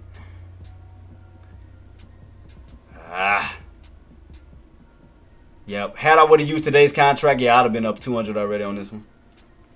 Only 45 minutes would have took. See right here? That was at 2 o'clock. And these tops was around 2:30, 2:45. So, yep, between 30 minutes to 45 minutes, I'd have been up $200 on the play. Should have just used that contract. That's on me. That's on me. I was trying to think too far ahead. That was my fault. I mean, I called out the right play. It's just that I used the wrong contract. I can admit it. Shit. It's all good. Crap. Damn.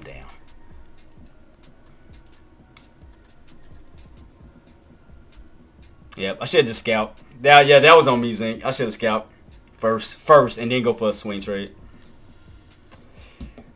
Cause I would have doubled that profit.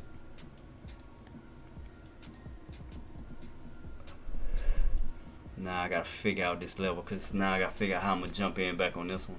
Cause what I'm gonna do is I'm gonna use tomorrow's contract. I'm gonna use tomorrow's. So let me see how can I play this. Damn, and I had a good entry too. Damn. Let's see what I can do. Cause we're already hitting these tops. I don't wanna, man.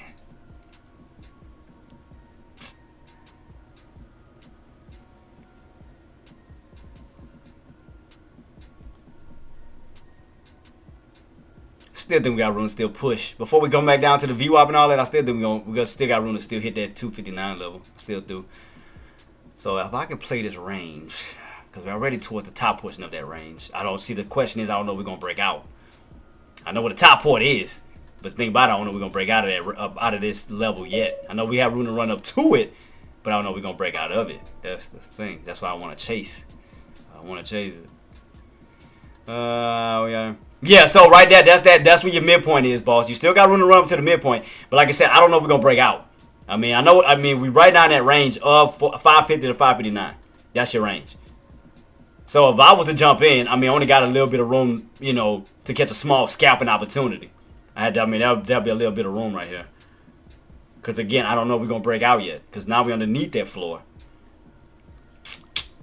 Yeah. Damn, man. Had I would just use the right contract, I'd have been good. I was using one way too far ahead. I was thinking about a swing trade, but I should have been thinking about getting in after the tariff and the non-farm payroll. I was just thinking too far ahead. That was on me. I mean, but I'm glad you guys banked on it. I mean, I'm glad you guys caught that opportunity at these bottoms here, and then cut that move on up. But I still think it's gonna hit that first before it pulls back, like really pull back. I think it's gonna try to go for that price point first, then may have a good pullback. Yeah, boss. So yeah, I think like I said, I think if y'all still in it, I mean, you still got room to run up to this level, but like I said, I don't know if we're gonna break out just yet, because now a strong support can turn into a strong resistance. So I don't know if we're gonna stay in this range going into tomorrow, which nothing is wrong with it, because even if you stay in this range going into tomorrow, as long as you hold that 550 floor and then go for that reversal back up, almost like a U-shaped pattern, you still got room to break out. I mean, you still got room to break. Oh, you still got room, so I think it's gonna run up to this first before a major pullback happens. I think so. I think we're gonna hit that first. Yeah, so yeah, I think you're gonna hit that first. I just don't want to chase the tops, because I mean, I know what the tops is. I just don't want to, because like I said, even if I was to go for a quick scalp, I have to play from here to here. So take a little quick, in and out move, because like I said, not knowing if we're gonna break out.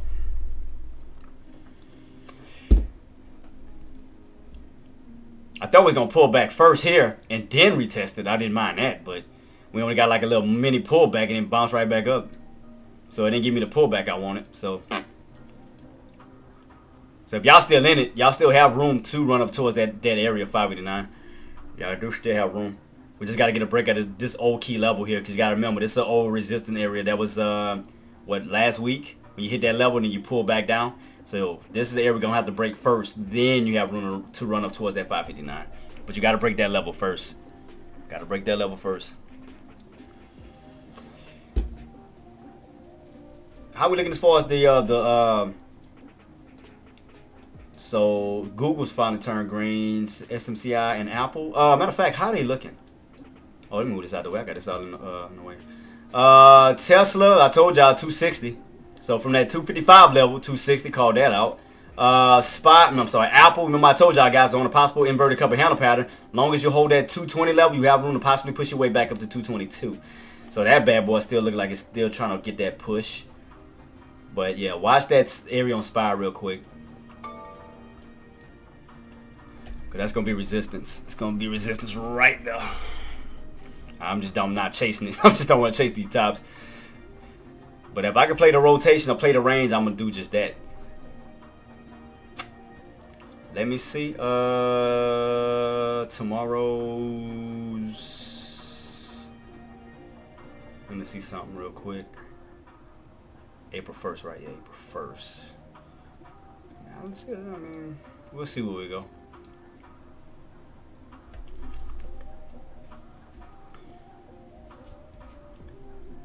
Yep, just watch this key area. Watch this key area.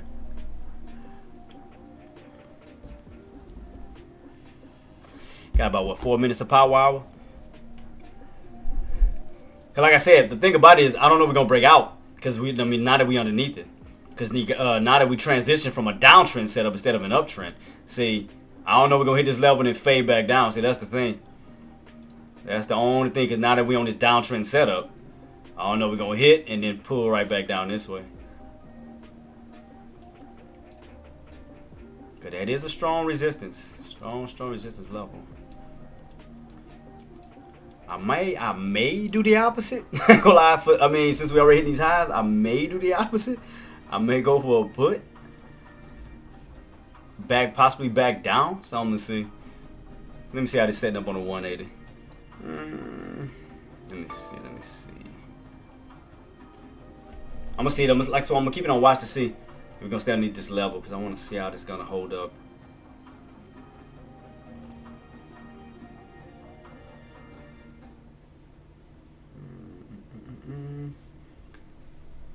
Like I said, they still got room to possibly squeeze up. That's why I want to just see what's going to happen around this level here up to this level. Because you got to keep in mind, but this is going to be a strong resistance. Got to keep that in mind. That sellers could possibly come in and, start to pull underneath this level. So let's watch to see if these buyers going to hold. Because if not, you're going to get rejected and pull back down this way, possibly. Why do you use prop firm to be able to trade quickly? Wait, prop firm? Oh, you using prop firm? You said, right? Oh, why don't I use? Okay. I was wondering about. Okay. I'm just so used to. I've been using these for years. Like I just been so used to this, boss. Like I don't know. I guess I just been so. I guess I've been just so used to this.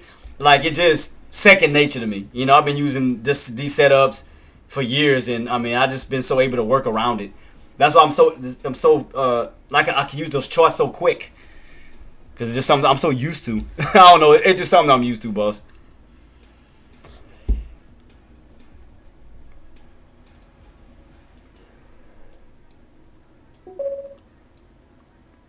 I'm going to have to look into it. I'm going to definitely look into it.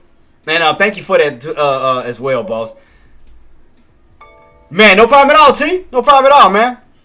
That's why I told you. When we was pulling back down here, that's why I told you. Watch this key level. Make sure you held. Because I told you, the main thing that you have to watch out for was the VWAP still holding, your 9 MA, 20 MA, 50, everything is still holding upright, which was bullish. And I told you the possible rotation that you have from the 550 level up towards that 559 level, where we are in the lower portion of this channel. So I was just called out on the area that we could possibly rotate to. And all I did was just take the old setup back here, right here, where we rotated from what? 550 back up to what? 559. That's all I did was just take the old setup and utilize that for today. And look what we went to, close to 559. But that's why I told you to watch this level here because, let me see, down 7K last week and closed today, recovered a third of it. Shout out to you, boss. Shout out to you. That's what I'm talking about. Man, no problem at all, boss. Hey, as long as you got that back, see, right here, guys, like I told y'all, watch that key level. So he's starting to gap down right underneath it. So we could be right still in his range. Because we haven't broke back. Who was this calling? Oh, my god mom's. My god daughter's mom. So yeah, watch this setup, guys. He's still underneath this level. Now he's starting to create a little bit of a low high now because you have not yet to still break above that price point. So watch that level very carefully. Could it still squeeze? It still squeeze. But make sure you hold. Now if you come back down, that's going to be an upper shadow right back underneath that price point. So it may try to go for a squeeze and then possibly a rejection. So just watch that area very carefully. Watch that area very, very, very carefully. Like I said, it may try to push, but you gotta watch this area. It may, because now your seller's gonna start to step in right around at this level until we break back above 559. Until we get back to the upper portion of that channel, that's gonna be resistance. That's gonna keep us in the mid area here, in the bottom portion of that channel. So just keep it on watch as you do shoot up this way. You still got room to push. But just be careful. Be very careful. Like I said, I'll tell you things to help you, not hurt you. So just watch that level. Because it does give up a little bull flag pattern. It does give up a little bull flag pattern. Which they may try to go for a little push. They may try to go for a squeeze. They may try to go for it. Because you do have power. You are in power hour. You're in power hours. Keep that in mind.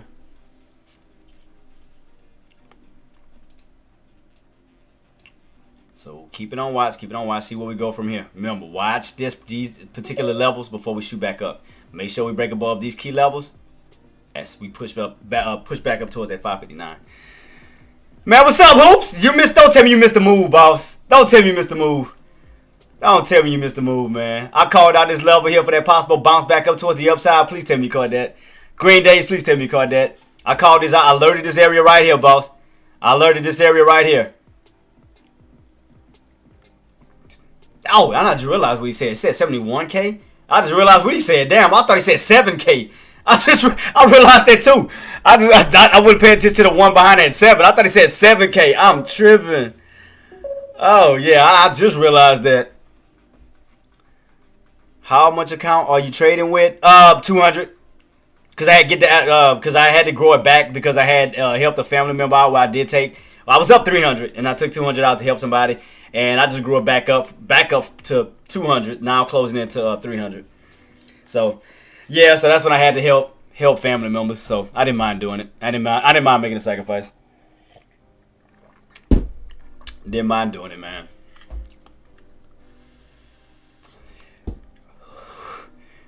So I'm still doing a small account challenge though, Green Day. Still doing that.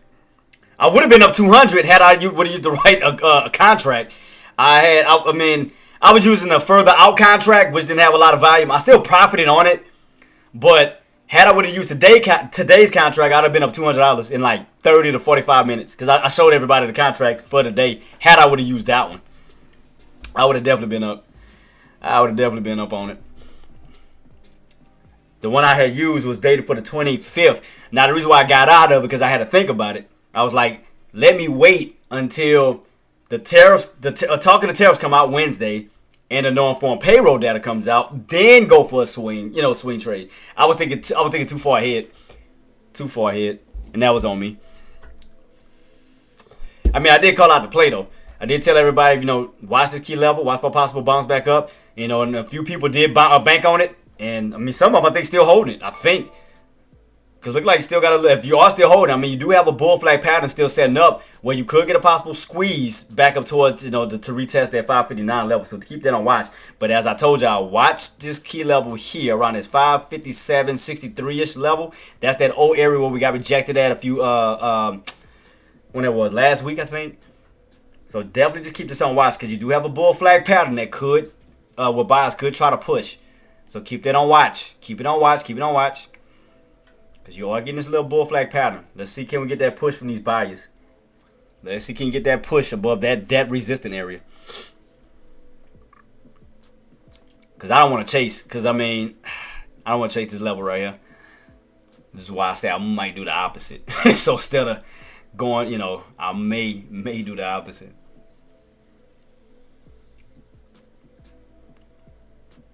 Now, if this bad boy so happen to squeeze, I'm going to definitely jump in on it. I'm going to definitely jump in on the long side and go for the possible continuation squeeze, but I don't want to chase until we get above that level first.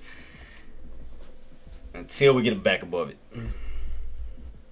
But right now, the only thing I'm leaning on at this moment is just puts, as we hit high towards it, which may act as resistance instead of support. And play the rotation back down. We'll see. Because everything's still moving up, though. So keep it on watch. Keep it on watch. May try to go for a possible squeeze. Because there you go with Apple. Apple's still setting up for a cup and handle pattern. That's still setting up in a bullish pattern. Breaking out of this little downtrend setup from 220. Trying to push its way up to 222. So that's still looking bullish. Tesla. You got rejected at 260 underneath this downtrend. With room to possibly fall back down to 255. So the only one that still looks bullish, though, is Apple. Apple has that cup and handle pattern set up where it looked like it could squeeze its way back up towards that 222 to 224 range. And if that does that, that may contribute to SPY spiking. So that may contribute, just saying. Because the way Apple's setting up, it looked like it want to go for a cup and handle pattern, squeeze back up towards the upside. So just watch that level. So right now I'm keeping on watch to see what it does. Because that bad boy may try to go for it. Look like SPY want to do it. Look like SPY want to squeeze up towards it. Look like, see, right now it's pushing. Right now it's pushing. Here we go, guys. Let's see. Let's see if those buys gonna get that squeeze up towards that 559 level. Let's see. So right now, bull flag pattern is commencing right now. Trying to move up to 558. There go your bull flag pattern. Let's see if those buys gonna keep pushing. Keep pushing. Keep pushing. Let's see. Not too far from 558. Janaris says, Here we go. Here we go. Here we go, guys. Here we go. Here we go. Here we go. Still squeezing. 558. There you go. So let's see, can they get that continuation squeeze towards this level? Let's see. Because you got up to 558 so far. 558 so far. Watch that price point. Watch that price point. Got up to 558. 558 so far. Back down underneath that price point we talked about. Watch that level. Watch that level.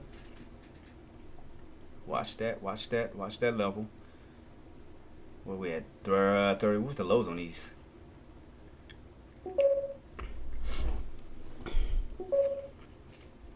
We have the Rose Garden tariff signing tomorrow and JOLTS tomorrow. Yeah. JOLTS opening. Yep, that's gonna be at what? 8:30? No, hold up. Was it 8:30? 10. Wait, let me go back to it. I got it right here. Let me go back to my list. Keep this on watch, guys. Keep this on watch. Keep it on watch. It may try to go for another squeeze. Keep it on watch. Keep it on watch. Keep it on watch. It's not done yet. Not done yet. Keep it on watch. Keep it on watch. Now, y'all can't, like I said, and based off of my Patreon, y'all cannot lie. Y'all cannot say I didn't tell y'all from the put standpoint and from a call standpoint on what to look out for. From, where is it at? Call standpoint, buys need to get back above the 560, 56 there, the 558. That was from the other end. Oh, puts. So yeah, that was Friday going into Monday. So Friday I said 556. As long as we stay underneath that price point, we have room to move our way back down towards that 554 down to 550 level, which we did. I said if sellers can successfully crack the 550 level, then you would possibly see that 545 to 540 level. Now, how low did we go on this bad boy? Was what, 546. So we came close, but not all the way down. But we did recover 550. So right now, that bad boy still looking like a bull flag setting up. So you still pushing. You still got Apple still commencing. Now at 221. You still got SPY still commencing. Trying to push his way up to that 559 level. So keep that on watch. It's still trying to squeeze his way up. You still got that uptrend still going. So still got room to still push. Still got room to push. Still got room to push. Yeah, you too, boss. Have a safe one, LT. Thank you so much for coming through too, boss. So watch that level. See how you get those upper shadows and none of the bodies of the candles have yet to close above it. Just keep that on watch. Keep it on watch. Keep it on watch.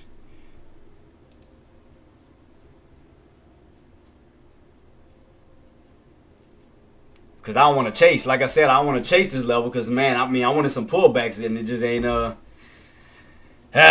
I was trying to hurry and jump from, jump from the old contract to the recent ones, but I ain't going to chase it. Had the right mindset. I just had the wrong contract. I thought too far ahead. I ain't gonna lie, I thought too far ahead. I'm gonna wait till Friday to what I wanted to do. I'm gonna do it Friday. So if everything sets up like the way it needs to Friday, I'm gonna definitely go for a swing trade opportunity. So I'm gonna definitely keep my eyes peeled to watch those floor levels. So right now, as of now, with Monday, we are in this bottom channel. We're in this bottom channel right now.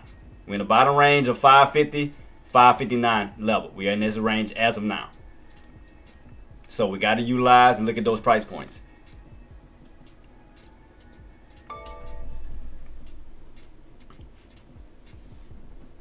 Still look like it want to squeeze though.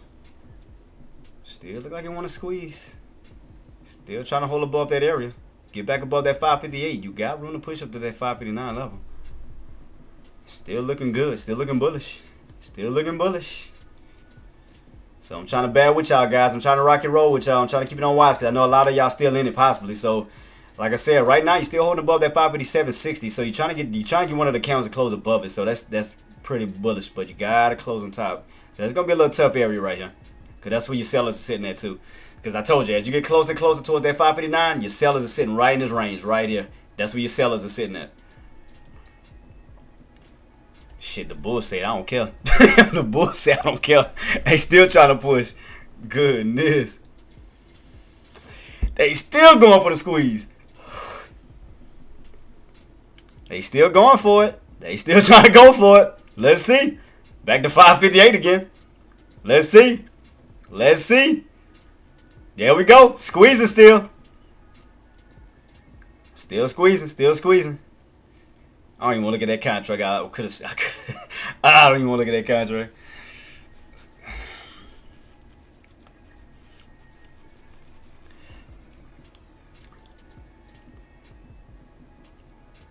Still squeezing, guys. Still squeezing. There it is. There it is. Let's see. Let's see. Can this be the squeeze that we're talking about? To that price point. To that 559. We almost there. Let's see. Here we go. Here we go. As I told you, as Apple give you that cup and handle pattern and push, that's going to contribute to SPY. Remember I told y'all guys that as that bad boy trying to push his way up to 222, you see what SPY doing, right? Trying to go to 559. So as long as that Apple and them keeps pushing, that's going to contribute to SPY pushing. You buy 50 cents away, guys. 50 cents away. 50 cents away off that bull flag pattern. Beautiful setup. Beautiful setup. Ooh, shout out to y'all. Who's still in it? Who's still in it? Who's still riding that bad boy? I know y'all still riding it. Trying to get up to that 59 mark. I know y'all are. I know you still riding it. Who's still in it? I know you still in it. I know. Look, you almost there. 40 cents. 40 cents. I told y'all the rotation. Y'all gotta love the rotation. You gotta love it. You gotta love it. 30 cents. 30 cents. Up. 20 cents. I told y'all. Y'all gotta respect the rotation. 10 cents. Y'all thought I was bullshitting. I told y'all. Y'all thought, look, right at the... come on, man. Y'all thought I was lying to y'all about the rotation? Complete. Damn near complete. Look at that. From the bottom. 550. Recovery. Towards what? 550. Did I not call it? Y'all cannot say I didn't call that. Did I not call it? The rotation. 550 on up. I said it had room to go to what? Did I not call it? I told y'all. I called it. It was up to y'all to take it. I called it out on where it could go. Even if y'all missed this entry. What was the next entry I called? Right here. That old pre-market area. As we pull back down, I said make sure that we hold this key level for that possible continuation up to what? 559. Why would I lie to y'all, man? Let's go! Thunder, let's go! Gennaro, let's go! I told y'all! Rotation, baby! Rotation, baby! Look at that. Go to the past. 550 to what? 559. Today. Let's go back. Today. Recover what? 550 to what? 559. Let's go. Let's go, man. I told y'all. I gave y'all the keys, man. Let's go. I told y'all. I told y'all. I told y'all. I told y'all. I gave y'all the keys. Shout out to my calls. Shout out to my calls, baby. Shout out to my calls on that. Shout out to the calls. Amazing job, team. Amazing job. The way to end the Monday. Amazing job, baby. 35. Ooh, shout out to you, boss. There y'all go. Shout out to y'all. I told y'all. The level that bad boy can rotate up to. Boom. 559, didn't I not? I don't just do 101s to do them. I break everything down to a science. I break it down to a science. I told y'all. Y'all was going to get... Look, no. Matter of fact, I'm going to go back to my... Tell me if it don't look like what I drew out on my whatchamacallit. Tell me I'm lying. Let me go back to it. Tell me I'm lying. Tell me if it don't look like my drawing. Thunder. Gennaro. Let me go to my from Friday. Tell me if it don't look like my drawing. Let me go to my live real quick. From Friday. Tell me it don't look like my drawing, bosses. Look.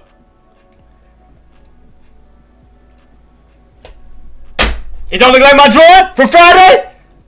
So it don't look like my drawing from Friday. When I said we could be catching that lower rotation, right? I said we rotated above 559, back down to 559. I said now we may be setting up for a lower rotation below 559, back up to 559. Do my drawing not say that right there, boss? Thunder, Tariq, any one of y'all, Queen, Gennaro, any one of y'all. Does that not look like my drawing? Does that not look like my drawing? Let me go back out a little bit. Gennaro says, "You the man." Let me go back a little bit. Hold on, let me get the whole thing so you can see it. Look at that setup. Does that not look like my drawing? Does that not look like my drawing? And that was what? Friday, right? Friday. I said, even on my picture, we had an upper rotation. We could be setting up for lower rotation back up to what price? 559, because 559 is going to act like a what? Magnet. Look just like my drawing, don't it? And that was Friday. Crazy, huh? Insane. Ain't that something? Called it. Told you. Everybody, like I said, you got those that doubt me. They can doubt me all they want to. But I bet you a lot of other people making money from it. Shout out to y'all. You want to make money, you want to make money. So I give y'all the information. That's all I can do, bosses. That's all I can do. I do the best that I can. I do the very best that I can. All right, let's see. So now, guys, we got again, we in this channel.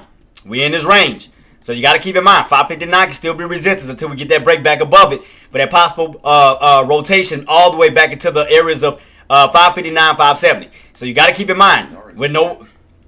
What's the next level after 559? Now, the thing is, with 559, now that area is no longer support, now it's resistance. Now we back in that range, boss. You got to play the range. Play the range. 559 back down to 550. You got to play that range. These are where your lows at. These are where your tops at. Because you got to keep in mind, until we break out or crack those levels, that is the channel that you're going to remain in until you either crack 550 or re-break 559. So you can see that. We stayed in this range until we what? Broke above 559. Then we went from 559 to 570, right? Now from that point, we broke 550 at one point and then ran down towards what? 540. But that was a long time ago. So right now, 550 is still holding. That's your range as of now. So, if we don't break out, you in this range here. You in this range here. 559, 550. You in that range until we break back above that price point. Focus on the lower price point or lower range of that channel until you re-break back into this range here. So until then, it's gonna be empty, empty, empty. You see, no candles this way, right? That's because that floor is stopping you from getting back here. So that means that 559 is gonna be a strong resistance. So this is the level that we're in right now. 559, 550. So we can't break out. We may possibly get rejected from 559 and rotate our way back down this way. So keep that in watch. But yeah, guys, I keep forgetting today is school day. Damn, today is Monday. Oh yeah, so guys, I'm gonna be hopping off soon. I got about 10 minutes with y'all, so I'm gonna hang on for about 10 more minutes. Then I'm gonna be heading on out. But I'm gonna keep it on watch. So shout out to my calls who took that opportunity, and also shout out to my puts who took that opportunity Friday from that 559 level off of my drawing from 559 down to 550. Who caught the swing trade. So shout out to y'all on the puts and the call side. You guys are the shit. So shout out to y'all. But you gotta keep in mind, even though we're moving back up, you still have that downtrend that's still right in front of you. Even if you get a little breakout, downtrend is still in front of you. Because even from that point, what's the next whole number? 560. So even if you used to get a break a little above that 559 for a little bit, 560 be in your way. Because now you got to realize you're going from the 550 ranges now into the 560 ranges, which y'all know every whole number act as support and resistance. So now would it be the top? I mean, if we do break above that 559, 560. So you could hit 560 and then come right back underneath what? 559. So just keep that on watch. Now, if the buyers want to come in strong, we need to hold 559 in order for us to stay within this range here. 559 back up to 570. But you got to keep in mind, midpoint area. That area can act as support or resistance. We're underneath it. That means that is resistance as of now until we break it. So keep that in mind. 559 until we break that key area. Until we break and get back above that floor, That's resistance. Do you put alert on Patreon? Well, I put out the the trading journal, Queen. I put out the trading journal on Friday when I broke down Friday's situation. That was let me go to it real quick on what we could do. So I mean, even with calls not too long ago, what did I say on that? As you got back above what 556, that's still on my Patreon for the call side. So this is what I said. Let me go to it real quick. I go to it real quick. Go to it. Calls. I said if we get back above or hold above the price point of 556, then you got to run up to 558 for the possible and potential push up to 559 to 560 range. If buyers can successfully re-break above those key levels, then we can push our way back up towards 565 to 570 level. Now, what we're looking like. So yeah, still testing that 559. All right. Friday, I said as long as you stay underneath 556, we have the possibility to pull back down to 554, down to 550 level, which we did. I said if buyers can successfully crack the 550 level, then we can successfully see 545 down to 540. So, based off of Friday, what did I say? 559, once we lost that price point. Remember I had all my alerts. I had 558, 556, 554, 52, all the way down to what? 550. So right now, here we go. Retesting that key area, 559. So keep that on watch as those buyers are still trying to push toward that level. Keep that in mind. That area can now act as resistance. You're getting overextended. You're hitting a strong area that you have no help with. No indicators are helping you at this time because you're so overextended, hitting a brick wall. Keep that area on watch. Could you still squeeze? Yes. But can you hold it? Can you close above it? It's the thing. So right now, we called it out. 559. Shout out. We hit it. That's what I'm talking about. Shout out to Gennaro, Thunder, Tariq, Queen, all of y'all. Shout out to y'all for playing that rotation from 550 up to what? 559. There you go. Called it out. So, I'm done. I'm done with my lesson for today. So, it's up to y'all on what y'all do from this point. I broke it down for today for people to bank on it. There y'all go. So, now y'all know that I ain't full of BS. Because I know everybody was doubting me right here. I know all of y'all was doubting me right here. When we went up and came back down, y'all doubted me right here. But what did I say? I put a line right here where? Pre-market area. I said as long as that pre-market area holds, look for that possible bounce back up towards the upside. Towards what? 559. That's all she wrote. So, I'm done. I'm done for today. So, congratulations to everybody. I will be back in tomorrow. Normal times. You already know 9 o'clock. I will be putting up my charts at 9 o'clock. Go live 9:15 Eastern, 8:15 Central. Don't think we have anything really major until Wednesday for the tariff talk as far as tomorrow. Let me go back to. Hold up. I'm trying to use my tomorrow. Oh yeah, PMI manufacturing is gonna be at 9:45. ISM manufacturing index, that's at 10, including construction spending and JOLTS job openings. So we're gonna have some data from 9:45 to 10 o'clock. So yeah, we will have a little bit of data, but we already know what's gonna be happening Wednesday. They're gonna again tariffs. Man, you too, boss. And Thunder, again, thank you so much for everything too, boss. You, Lone Wolf, all of y'all, man. Thank y'all so much, man. Appreciate you guys. But yeah, like I said, the main thing that's going to take place is Wednesday because, again, tariff talk and so forth. Then we're going to have the ADP employment and factory orders. But we'll worry about that Wednesday. But tomorrow, PMI, 9:45, ISM manufacturing, construction spending, and JOLTS all at 10 o'clock. So keep that on watch. Definitely keep that on watch. But right now, as I told y'all guys, look for that. What I told y'all. 559 can do what? Turn into what? Possible resistance. Yeah, I told y'all. Possible resistance. There y'all go. Possible resistance. So keep that on watch. But yeah, man, had a great day with you guys, man. I had a blast. And yeah, today was definitely fun, man. I'm glad that you guys got the bank on it and make some decent profits. I know today wasn't the best, but we wind up finding, that diamond within the rough play.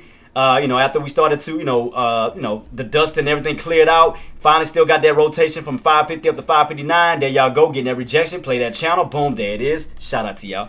So, yeah, let me go ahead and give some love to. Y'all know what time it is. Let me give some love to. Who we had in the building? Gennaro, congratulations, boss. Now you got a possible put opportunity for the move back down. Keep that on watch. So, shout out to Gennaro, Hustling Flow. Jackie, thank you so much for coming through too, Queen. Thank you so much for everything. Great day, man, you too, boss. You have a blessed one. Have a great one too, boss. Thank you so much for coming through, Hustle. Thank you for everything that you do. Appreciate you, boss. Last but not least, let me give some love too. And I know I came in late. That's why I probably didn't have everybody today. Do apologize. Let me see who I had come in today. Let me scroll down a little bit. Today, who we had? Engineer, shout out to you, you beautiful queen. Queen, shout out to you. Who else we had? Jenna, Thunder, JT, J Gates, JGTZ. Sorry about that, boss. Shout out to you. Coldplay, thank you so much for coming through too, boss. Who else we had in the building? AK-47, my guy, thank you so much. Deck, thank you so much. The myth, the man, the legend who got everything started. Appreciate you too, boss. Who else we had in the building who came through? Hoop, shout out to my guy there too. Zinc, you already know what time it is, boss. You know what it is. Shout out and congratulations on your profit too as well, boss. Who else we had? Green Day, shout out to you. Congratulations on your profit too as well, boss. And I think that should be it. But yeah, guys. So far, so good. We had a nice movement on up from Monday's play from that 550 level to 559. Keep that range in mind as we go into tomorrow because I told you guys, play that range until we either break above 559 level or we crack that 550 floor. Play the range to the best of your ability until we either crack or break out. Other than that, guys, it's been amazing. Let me give a shout out to everybody. Y'all already know. Thank y'all for all the love and support. Let me give some love to my mods on all platforms. Y'all already know. Twitch, Traedz, YouTube. Y'all know what time it is on that. Thank you so much. If y'all are new to my channel, man, please do your boy a favor and go to my YouTube channel under JTraedz. Smash that subscribe button, man, because we are on that road to 1K subs, trying to get monetized for these videos. If you already sub, like, share, comment. If you're on Twitch, follow us, subscribe to avoid the ads, which is not my fault. That's on Twitch. That's not my fault. And YouTube, Twitch, thank you guys for giving me a platform. Thank you. Bless you guys. So, about to head on out. Y'all know what time it is, man. So, again, congratulations to everybody, man. We'll be back in tomorrow on Take Profits Tuesdays, and we're going to be knocking out the park. Like I said, play that range until we either break out or crack and make the best of it, guys. But congratulations, and you guys have been doing an amazing job, and thank you for your support. So y'all know what I'm about to say before I head on out. Y'all know what time it is. Maximize your reward. Minimize your risk. Always put grace over greed, and you will succeed every single time. Till then, guys, hope everybody have a blessed night, and we're going to continue to rock and roll for Take Profits Tuesday. Y'all know what it is. Love you. Peace.